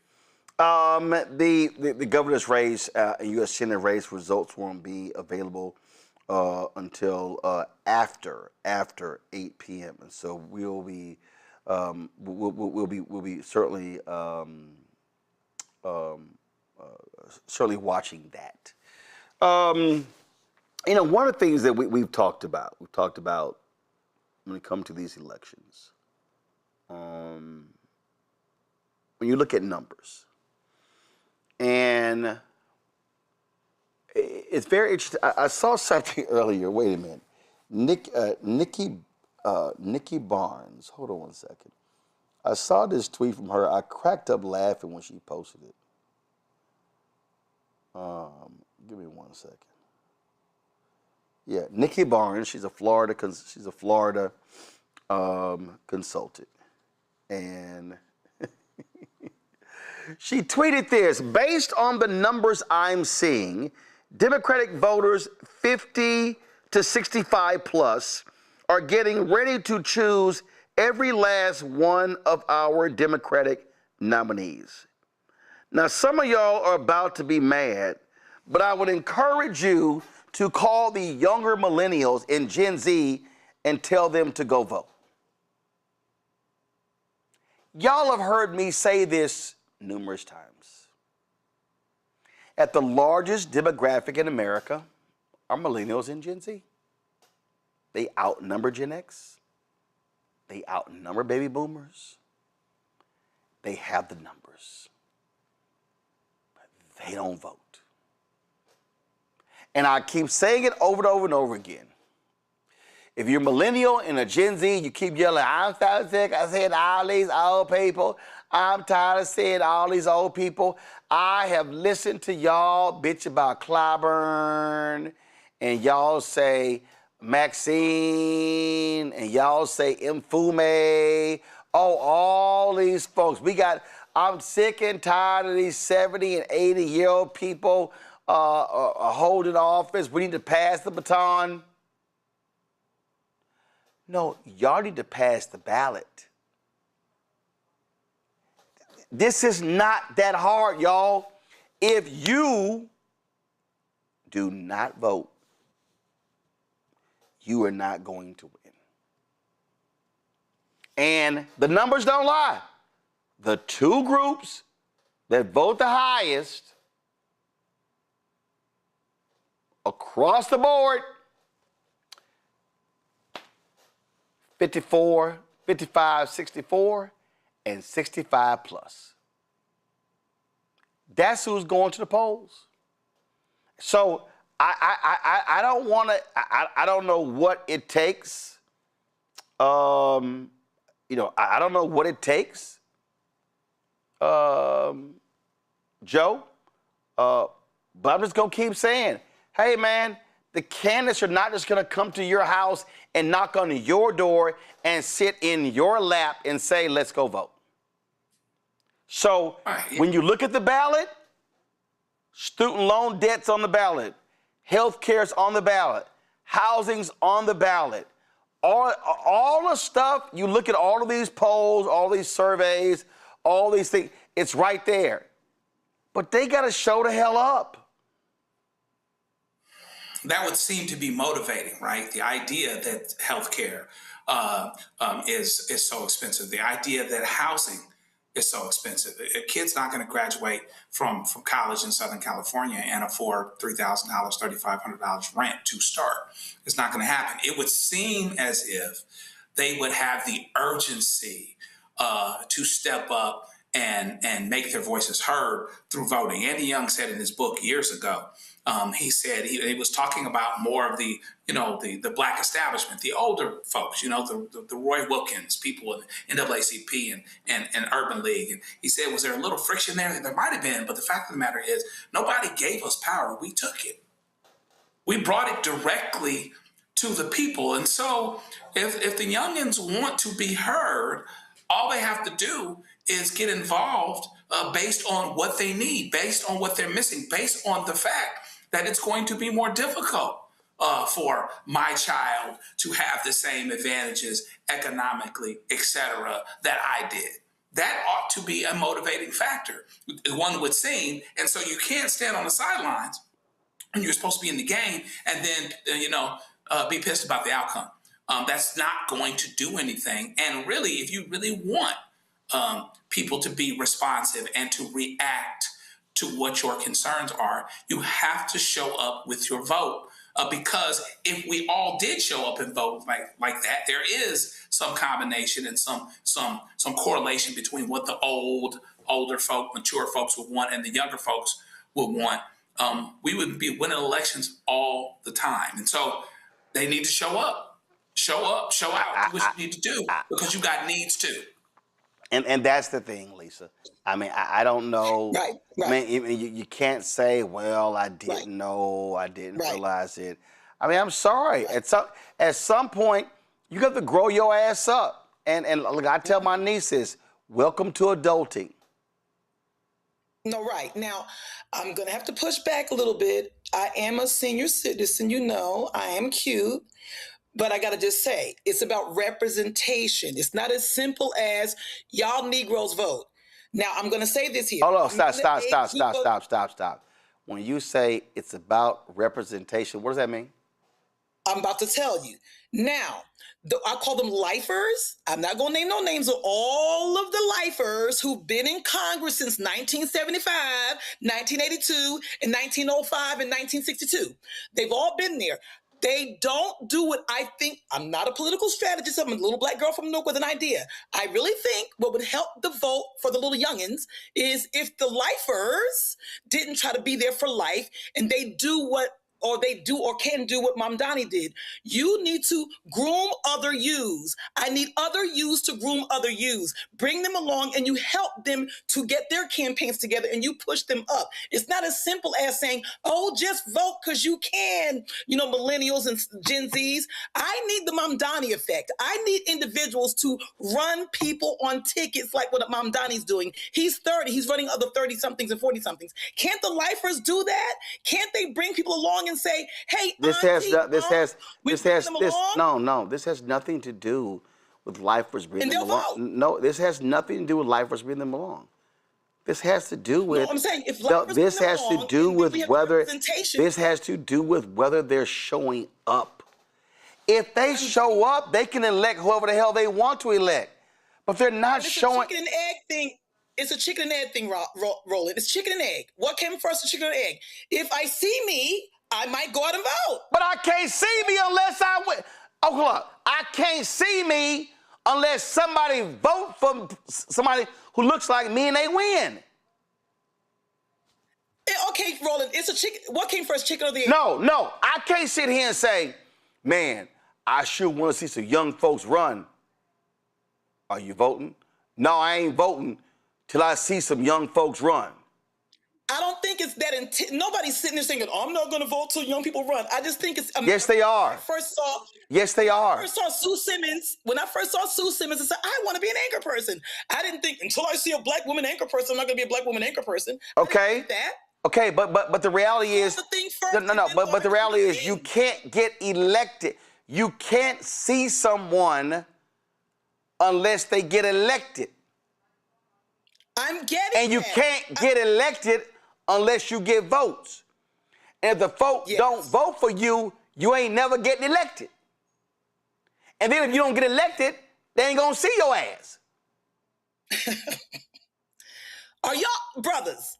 Help a sister out. Help Brick City out. No, I think you're on your own on this one, Mustafa. Y'all brothers know what I'm trying to say. No, they know what you. I'm not feeling you right now. They know what you saying, but they ain't buying. Don't be on his side because he's a man. It ain't got nothing to do with no man. It ain't got what it has to do with. I'm telling you, this is real simple. You can't sit here and say it's like all them yahoos say no tangibles, no vote.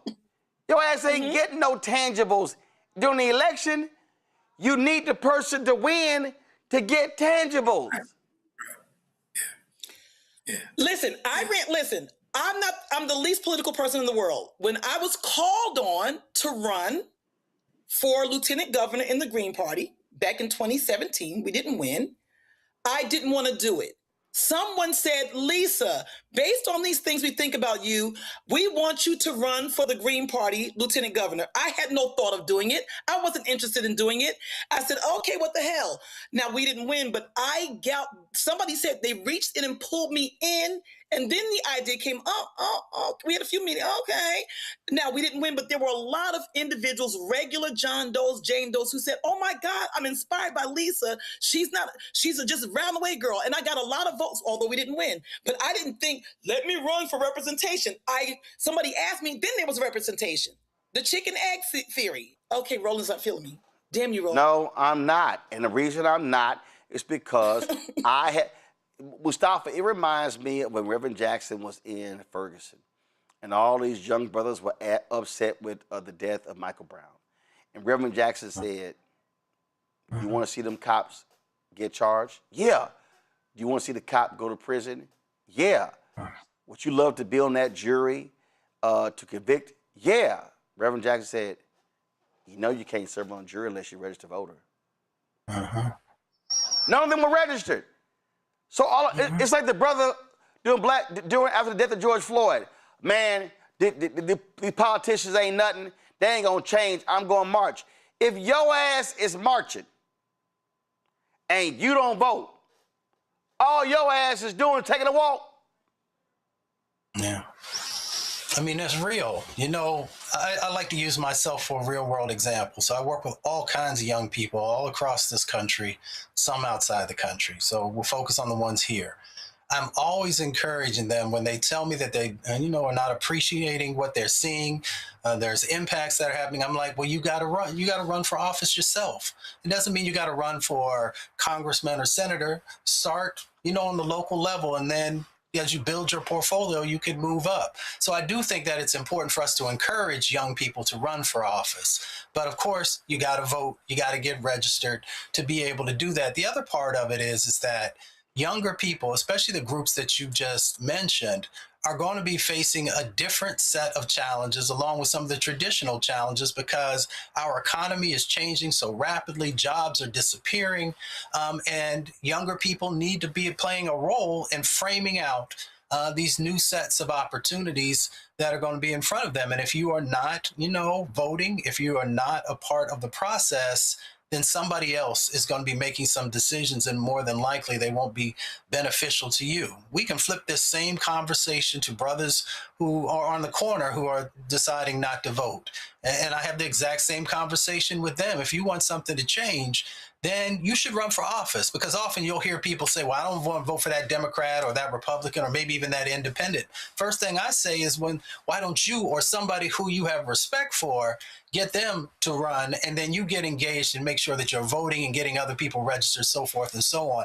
And I think that has to be a part of the conversation, because it goes back to what I say about you have power unless you give it away. Most people don't understand how many things are tied up into what we're discussing today and why they need to be playing a leadership role in the direction for our community and our country. Votes are about numbers. If I get more than this person, I win. And all I'm saying to millennials and Gen Z, y'all literally have the numbers. The numbers are on your side. But that means nothing if you don't maximize your numbers.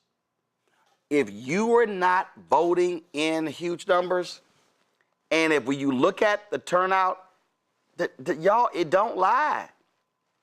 Who votes the highest? 65 plus. Who's second highest? 55, 64. Who's third highest? 45, 54. And then it goes down. 35, 44. Then it goes 25, 34. Then it goes 18, 24. And the lower you go down, the lower the numbers. I'm saying y'all got the numbers. Use them. I'll be right back. Roland Martin Unfiltered on the Black Star Network. Support us. Join our Bring the Funk fan club. You want to contribute via Cash App, use the Stripe QR code. You see it right here. It's for credit cards as well. Checks and money order. Make it payable to Roland Martin Unfiltered, P.O. Box 57196, Washington, D.C., 20037 0196. PayPal is R Martin Unfiltered. Venmo, RM Unfiltered. Zelle, Roland at RolandSMartin.com. Roland at RolandMartinUnfiltered.com. We'll be right back. All right, folks, let me get personal for a second. My mom had questions about her Medicare, so she called Chapter, a Medicare advisory company, and she texted me right after saying it's a great benefit. It was easy. A real person walked her through the whole thing, and now she understands better what's going on. But it's not just her. A woman in Yonkers wrote in saying the process was so simple, the enrollment was easy, and she was so glad she called. Then there's Marilyn, 90 years old, in Florida, living on Social Security. Her premium climbed every single year north of $400 a month for coverage she could barely afford anymore. So what does she do? She called Chapter. They found her the same top-tier coverage for hundreds of dollars less. 90 years old, and finally somebody in her corner. I hear stories like that again and again from our community. The Medicare system was not built to work for you. Too much fine print, too many plans. Yet Chapter's advisors are independent and honest, the only Medicare advisors that compare every plan nationwide. They're focused on one thing, what actually works for you. If you're already in the right plan, they'll tell you. No games, and people who switched with Chapter saved an average of $1,100 a year. All it takes is 20 minutes.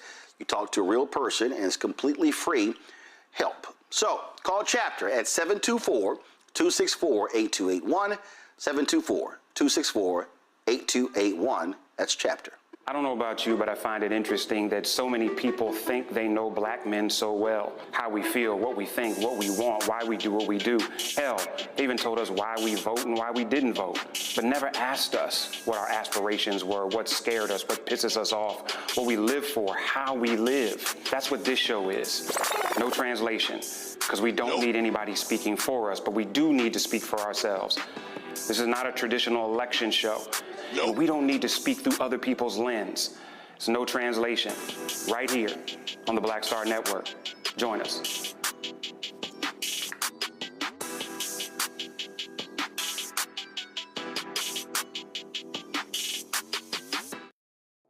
Hi, I'm Swing Cash, Basketball Hall of Famer, and you're watching Black Star Network.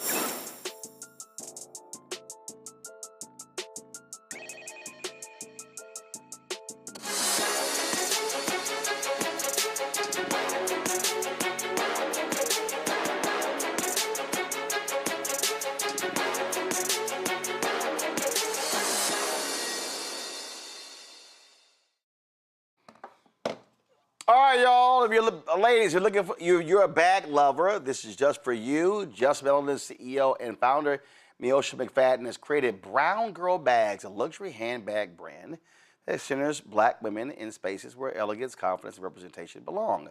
Miosha joins us now from Atlanta. Miosha, glad to have you here. How you got Brown Girl bags and your ass sent me a black bag? Well, see, I ran out. I had an event 2 Saturdays ago, and I sold out of all the brown ones. But that's still a bestseller. So, Brown Girl bag is still all right. So I literally do not understand the concept of women in these damn bags. I don't get it. It's a bag, okay? So take us through, because we've seen some crazy expensive bags. Lord, I've seen people crying over a Birkin, which makes no sense to me. And so when you were creating the bag, so when you were making comparisons, when you were studying, when you were looking at the bag that will attract customers, what went all into it? Yeah, so growing up, my aunts, they sold bags. They sold like bags that were already made, like the Louis Vuittons. They were just redoing bags. And so like all in high school, I used to have different bags. I used to love bags. And so I didn't really grow up in a household that we had a lot of money to afford like the luxury items. So when I graduated college and I started making that money, I was buying the real bags, and I was just putting my money out into these different brands that didn't necessarily want us in their stuff.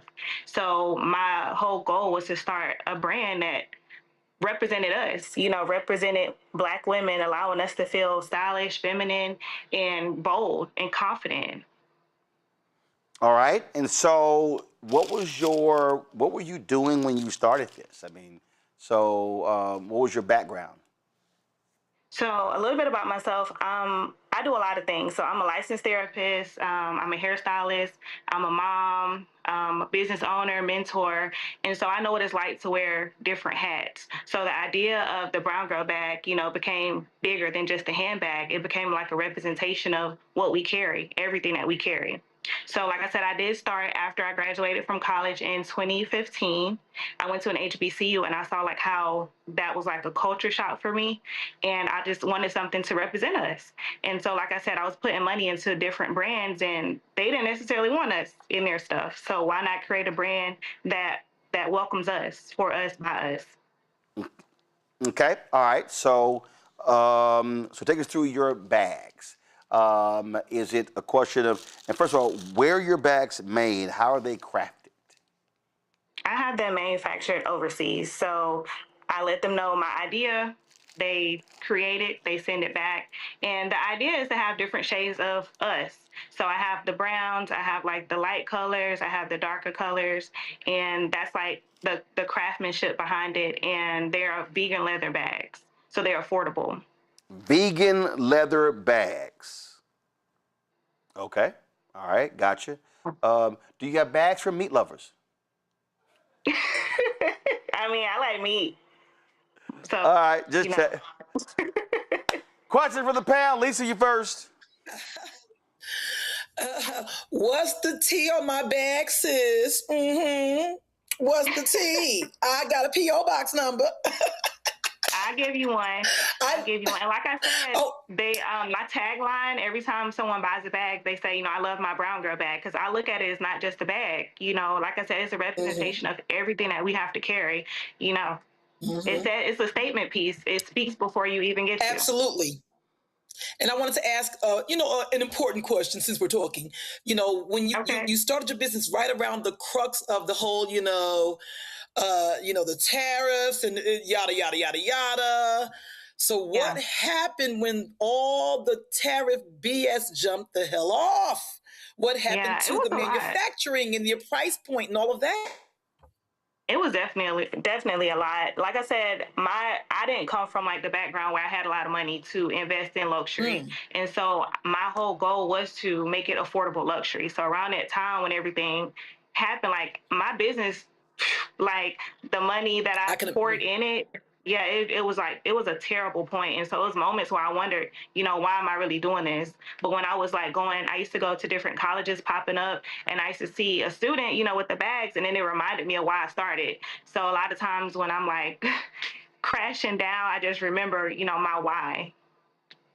I love that. Do you think there's somebody an American manufacturer who you can use, whether they're black or white? Do you have any American manufacturers you looked into where you won't have to worry about getting things from overseas, Japan, China, wherever? Is there such a thing as that? Since they're not leather. It is, but a lot of them, the price point is higher than what it is overseas.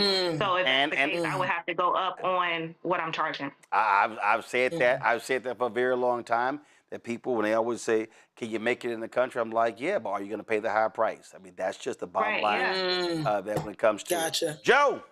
Yeah. Congratulations on what it is that you're doing. A couple questions: are there different sizes? And talk about the different purposes too. Could I use, dumb question, could I use this bag at the supermarket? Could I use it as a carry-on? I imagine that I could on the plane, things like that. Tell me about the uses that you contemplate for the bags. Yeah, well, see, for me, I love that you can dress it up, you can dress it down, you can take it to brunch. It just depends on, what you're comfortable with. A lot of people don't want to carry a really big bag if they're like going to like an elegant dinner, but I do have a smaller version. It's not necessarily crafted big, like boxy. I have like a smaller, like shoulder bag. So, you can take it to work, travel, you can really just make it your own. Because like I said, I want it to be a representation of everything that we are. My goal is to definitely branch out and get different sizes and different colors. But like I said, when everything started with the tariffs, it kind of put me back 10 steps. So I'm trying to build back up. Mustafa. Great, thanks. Congratulations on all the success so far. I'm curious, what does 2027 look like for you and your business? That's a great question. I guess it's always hard for me because I envision what I wanted it to be by now, because I started in 2024. So I was saying like in the next 2 years, I'll see my bag on celebrities. I'll see my bag on the screen. It'll be big, but it's not there yet, but that's still always the goal. I want it to be more awareness on it. I want the little girls to see it and see this bag is for me. You know, I want it to be like a big thing because, like I said, I'm a mentor. So like even when I go into the schools, it's always bullying on skin color, you know, who's lighter than the next, you know, it's a lot. So my bag is like for all of that, to pull all that together and to remind you that you're confident no matter, you know, what. So I hope it can be like worldwide to where little girls can see it and know that the bag is for them. So, you know, they can see it from a bigger perspective. Thank you.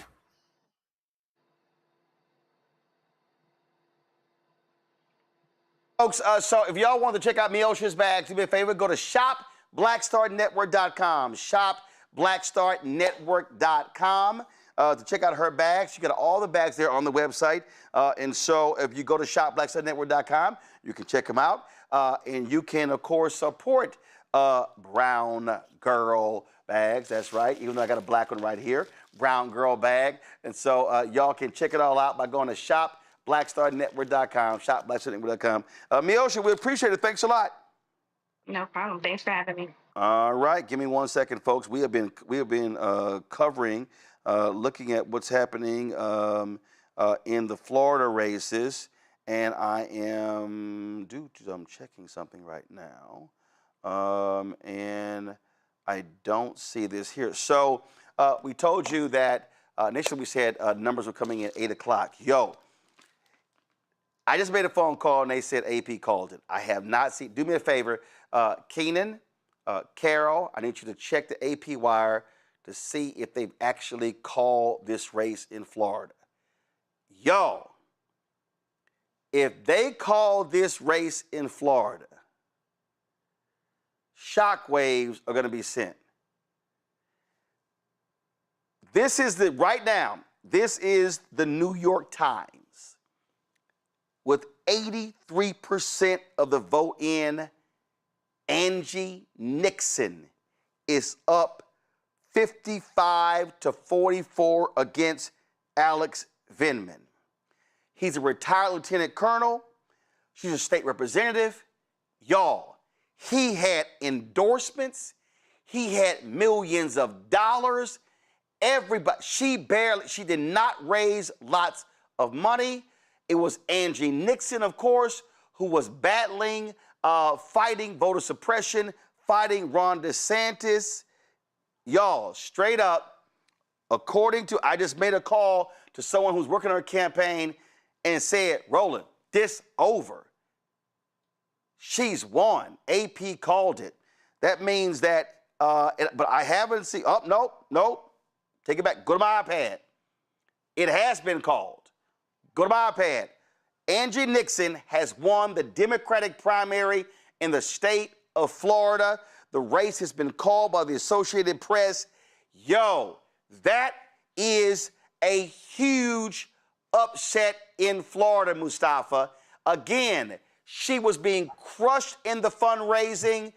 He had the endorsements, Democratic establishment. I told y'all, I kept telling people, watch the enthusiasm, watch what this is. Folks are saying in Florida, we want a fighter representing us. This is huge, Mustafa. So there's a new set of energy, right? If you look at many of the races across the country, even for the ones that are close, and maybe those who folks label as freedom fighters, as we the people, people have a different set of expectations right now, and she meets those expectations. See somebody who doesn't back down. See somebody who has a very well thought out plan. She's someone who also understands how these levers of power work. And, she's bringing a new set of energy. And people want that. People are looking for somebody who's authentic, to be quite honest with you. Somebody who's not going to just, bend the knee. Somebody who's going to make sure that the things they care about in community are being honored and lifted up. And if you're not bringing that energy, then you're just the same old, same old. So in many instances across this country, you're going to see this play out time and time again because people, want something different and they're willing to show up, cast their vote for it, and we'll see how the general goes. Y'all, this is huge, Lisa. Again, folks were saying, oh, Vindman, he's going to run away with this race. Yeah, you know, there was a song back in the 80s. I forgot who made the song. The line goes, I want a new drug, one that won't make me sick. So we're sick of these same olds, like the doctor said, Dr. Ali said. So you're seeing this energy that's playing out across the country in other races, much like the race in Florida, like you have the Mamdani effect. The same thing happened in Newark a couple of weeks ago, where Donna Jackson was very similar to her. She was the freedom fighter for 20, 30 years, kissing babies and shaking hands, making sure she's fighting the status quo. She won in Newark as the councilwoman at large with like $2,000 because the energy was there. So this same energy was there in Florida, and I was not shocked at that because, like he said, people are tired of it. We want fighters. We don't want people to kiss the ring and bow down to individuals. We want people who not only say they're going to fight, but they are punching folks out and knocking folks out in the ring. That's why I think she won, and that's what I think is going to be momentum, like you said, Roland, across the country. It's going down. Meet me in the mall. It's going down. It's going down, and I'm excited. I like the young folks. I've always said this, Joe. Ballots beats bucks. Oh, yeah. You can raise a ton of money, but you got to hit that ground in order to pull those votes, and that's what Angie Nixon here did. Yeah, you gotta reach people. You've got to be on the ground. You've got to be somebody that people can potentially connect with. There is now, money is money, but ballots, can beat bucks, right? If people connect to you and they consider you as real, they consider you as fresh, they consider you as somebody that will actually fight for them. It's too bad for Vindman, because Vindman was in a particular place, in a particular space, where he looked like this underdog coming into politics, as it were. But then he has all the traditional money. He has all the traditional support. And in the worst case scenario, you add that with the option of a fighter, people might start looking at you a little bit sideways. And that's what actually ended up happening here. All the money and all the endorsements didn't end up being the thing, because there's still quality over quantity. It's still quality over quantity, and in a certain scenario and at a certain time. And I think it's not to be lost on us that this is going on in Florida. People in Florida elections, Republicans in Florida elections, in statewide elections in Florida should not be taken for granted that this is yesterday's Florida, that this is Ron DeSantis's Florida. Things can actually change very, very quickly, because the numbers are down there to help make it change if you've got the right candidate who can connect to people in a real and authentic way. This was a headline that was in one of the TV stations in Florida. Alex Vindman's money advantage meets Angie Nixon's Florida roots in Democratic Senate primary. Now, keep in mind, they were running for the special election to fill the final 2 years of the term of Senator Marco Rubio, who became Secretary of State under Donald Trump. They will have to run again in 2028. Ashley Moody was picked by the Republicans to replace him. And so Angie Nixon is going to be running against Ashley Moody in November. Again, Mustafa, Vindman raised like $16 million. I mean, the PACs, all these different people. We had Angie Nixon on the show. Y'all should be having the B-roll. We had Angie Nixon on the show, and she talked about, hey, I ain't got that money, but we out here in these streets, and we're sitting here making it happen. And again, she's somebody who's been straight up fighting, and I'm telling you, people want to see fighters. And listen, Nikki Fried has been trying to put the Florida Democratic Party back together. We're watching the race there. We're watching the race there as well. When it comes to, let me pull up a second. I want to see the gubernatorial race. What's going on there? What's happening there? Let me see here. Bottom line is that when you start talking about these races, listen. It's so clearly, based upon what we see right here, it's going to be Byron Donalds on the Republican side. He wins with 48% of the vote to 24%. He is going to be the Republican nominee. And then on the Democratic side, former Republican David Jolly is going to be running against Donalds. He easily wins he easily wins there. So again, we're in a climate right now where if you want to play it nice, play it safe, Mustafa, that ain't gonna cut it. Folk want to know, are you going to confront and look these fascists in their eyes and say, I'm gonna take you down? People want to know if you're going to throw them bows. That's what they want to know, because that's what you literally Nut have to if do, you buck. I mean, you got to. You really don't have a choice anymore. People want authenticity. People often talk about politics and they talk about grassroots, but they don't come from the grassroots, so they don't know how to actually build a grassroots movement. You know, we were blessed to have her on the show. She actually understands what that looks like, building those strong coalitions, because I've often said, and I've seen it numerous times, that the power of people will beat the power of money every time, if you are organized and if people show up and if people understand that they have power. And she was able to translate that. She was not able to just translate it, but she was able to make sure that people actually felt it, because people can see it and they can hear it. But if they don't touch it and then feel it, then, you know, often it does not translate into the fullness of what it could be. So to see that transpire just reinvigorates so many people across the country who sometimes give up or think that my voice doesn't matter or my vote doesn't matter. She made people understand that, yes, it does. And if you give me that vote, I won't let you down. I'll get in there, I'll swing, I'll work when there's opportunities to work, you know, in a fashion with other types of folks, maybe across the aisle, if that's something that shows up. But if not, I'm not going to, you know, I'm not going to fall backwards on what my values and priorities are for the people whom I serve. So that's good. The other one, you know, that's going to be an interesting race with Byron Donaldson and then Jolly on the other side of the equation, because it's going to be a very, very tight race. Florida could look very different in the next set of months. So folks should really take a deep look at the candidates and figure out whom best represents what you want the future of Florida to look like. And then I hope folks across the country will do the same thing and ask themselves, what do you want America to look like?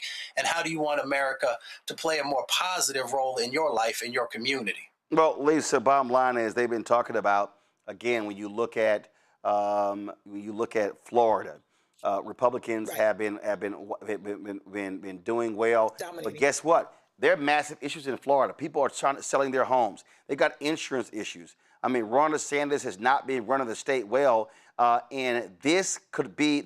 I mean, I'm talking about a blue tsunami. And again, we keep saying it's about boots on the ground. It's about investing in the ground. In those special elections, Republicans were winning some of those, but by very tight margins. When Nikki Fried has been on here numerous times saying, hey, National Democrats, put money in this state. We can turn this thing around. And so it's going to be really interesting with Jolly on the gubernatorial side, Nixon on the Senate side, in terms of how they can really, really drum up enthusiasm in the state. Yeah, I think this is a strike while the iron's hot moment in politics, especially around the country. And we mentioned last week, I think I forgot what the segment was, Roland, and I said, you know, I asked the guests, you know, what's your ground game like? You know, I'm always asking politicians, what's your ground game like? And, you know, if they don't have the answer, they don't have a ground game. Angie Dixon had a ground game, and it wasn't just about, you know, the usual kiss the babies, fry some chicken, and hand out flyers. She really meant to listen to the people to see what they wanted to do. And also, she's not afraid to fight, like we're all saying, because, you know, they talk about, you know, the usual thing, you know, when they go low, we go high. I love that. Cute, cute, cute, cute, cute. But no, when they go low, she goes to hell with them. She's not scared of them. She's not playing with them. She's not going into any direction other than what the people want. She looks at that as, you are my boss. I mean, she never said the words, but that's how she's moving. That's her attitude. And I am so glad that I'm seeing this potential tsunami, this potential blue tsunami. I'm so energized and excited because for a long time, Florida has been wilding out on people, going hard in the paint to make sure that they keep you down. And now we're at this moment where we're going to flip the script on y'all's asses, and y'all ain't gonna know where the blue went, as they say, where the blue went, where the red went, where the blue went. So I'm really interested, and I'm gonna be keeping up to see exactly how this is working. And once that momentum is set, you can't catch them now. I don't think they can be caught. It's going down. Not only that, how many times have y'all heard me say every vote matters? We had State Senator Chevron Jones on yesterday. He is running against Kendrick Meek Jr., the son of former Congressman Kendrick Meek, also Oliver Gilbert, Miami-Dade Commissioner. Y'all, look how close this is. With 93% of the ballots cast, 93% of the ballot cast, Oliver Gilbert is up by about 1,200 votes. 1,200 votes, 18,766 to 17,510. Just a total of 54,000 votes cast in that election. That is to replace Congresswoman Frederica Wilson. And so that's a battle right there of Omega and Alpha. One of the few times Omega is winning over an Alpha. But that's what's happening right there. And so we'll see in terms of what the outstanding votes are. But it looks like Oliver Gilbert, with up 2 points, could eke this victory out. And again, perfect example. We said all the time, every vote matters. Folks, that's it for us. We're going to have more coverage on tomorrow's show. Let me thank Mustafa, Lisa, and Joe for being here. I certainly appreciate it. Thank you so very much. Folks, if you want to, of course, support the work that we do, join our Bring the Funk fan club.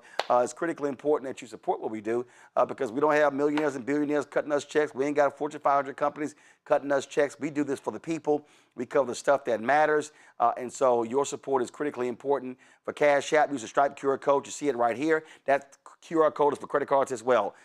Checks and money order, make it payable to Roland Martin Unfiltered.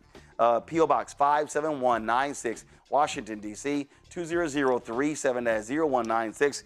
PayPal's R. Martin Unfiltered, Venmo RM Unfiltered, Zelle, Roland at RolandSMartin.com, Roland at RolandMartinUnfiltered.com. Download the Black Star Network app, Apple phone, Android phone, Apple TV, Android TV, Roku, Amazon Fire TV, Samsung Smart TV. Be sure to get ours Roland Martin Unfiltered swag on Black Star Network swag by going to shop.blackstarnetwork.com. You see all of our great T-shirts with our American 250 shirts. I got our quotes on it, our Robert Patillo flamethrower shirt, and Don't Blame Me, I voted for the Black Woman shirt as well. ShopBlackStarNetwork.com. Every product that you see in our studio, these are all Black-owned companies. When you buy products from them, you are supporting this network. You're supporting them. And so go to ShopBlackStarNetwork.com to peruse all of these products by going to our marketplace segment. Download the app, fan base. Follow me at Roland S. Martin. Folks, that's it. And also, shout out, of course, Jamel Hill sent me this. She sent me 2 shirts. One is black, one is white. I think I'm going to have the black one on tomorrow. Support black journalists. And so, Jamel, I certainly appreciate it. Thanks a lot for this shirt. Folks, that's it. I'm going to see y'all tomorrow right here, Roland Martin Unfiltered on the Black Star Network.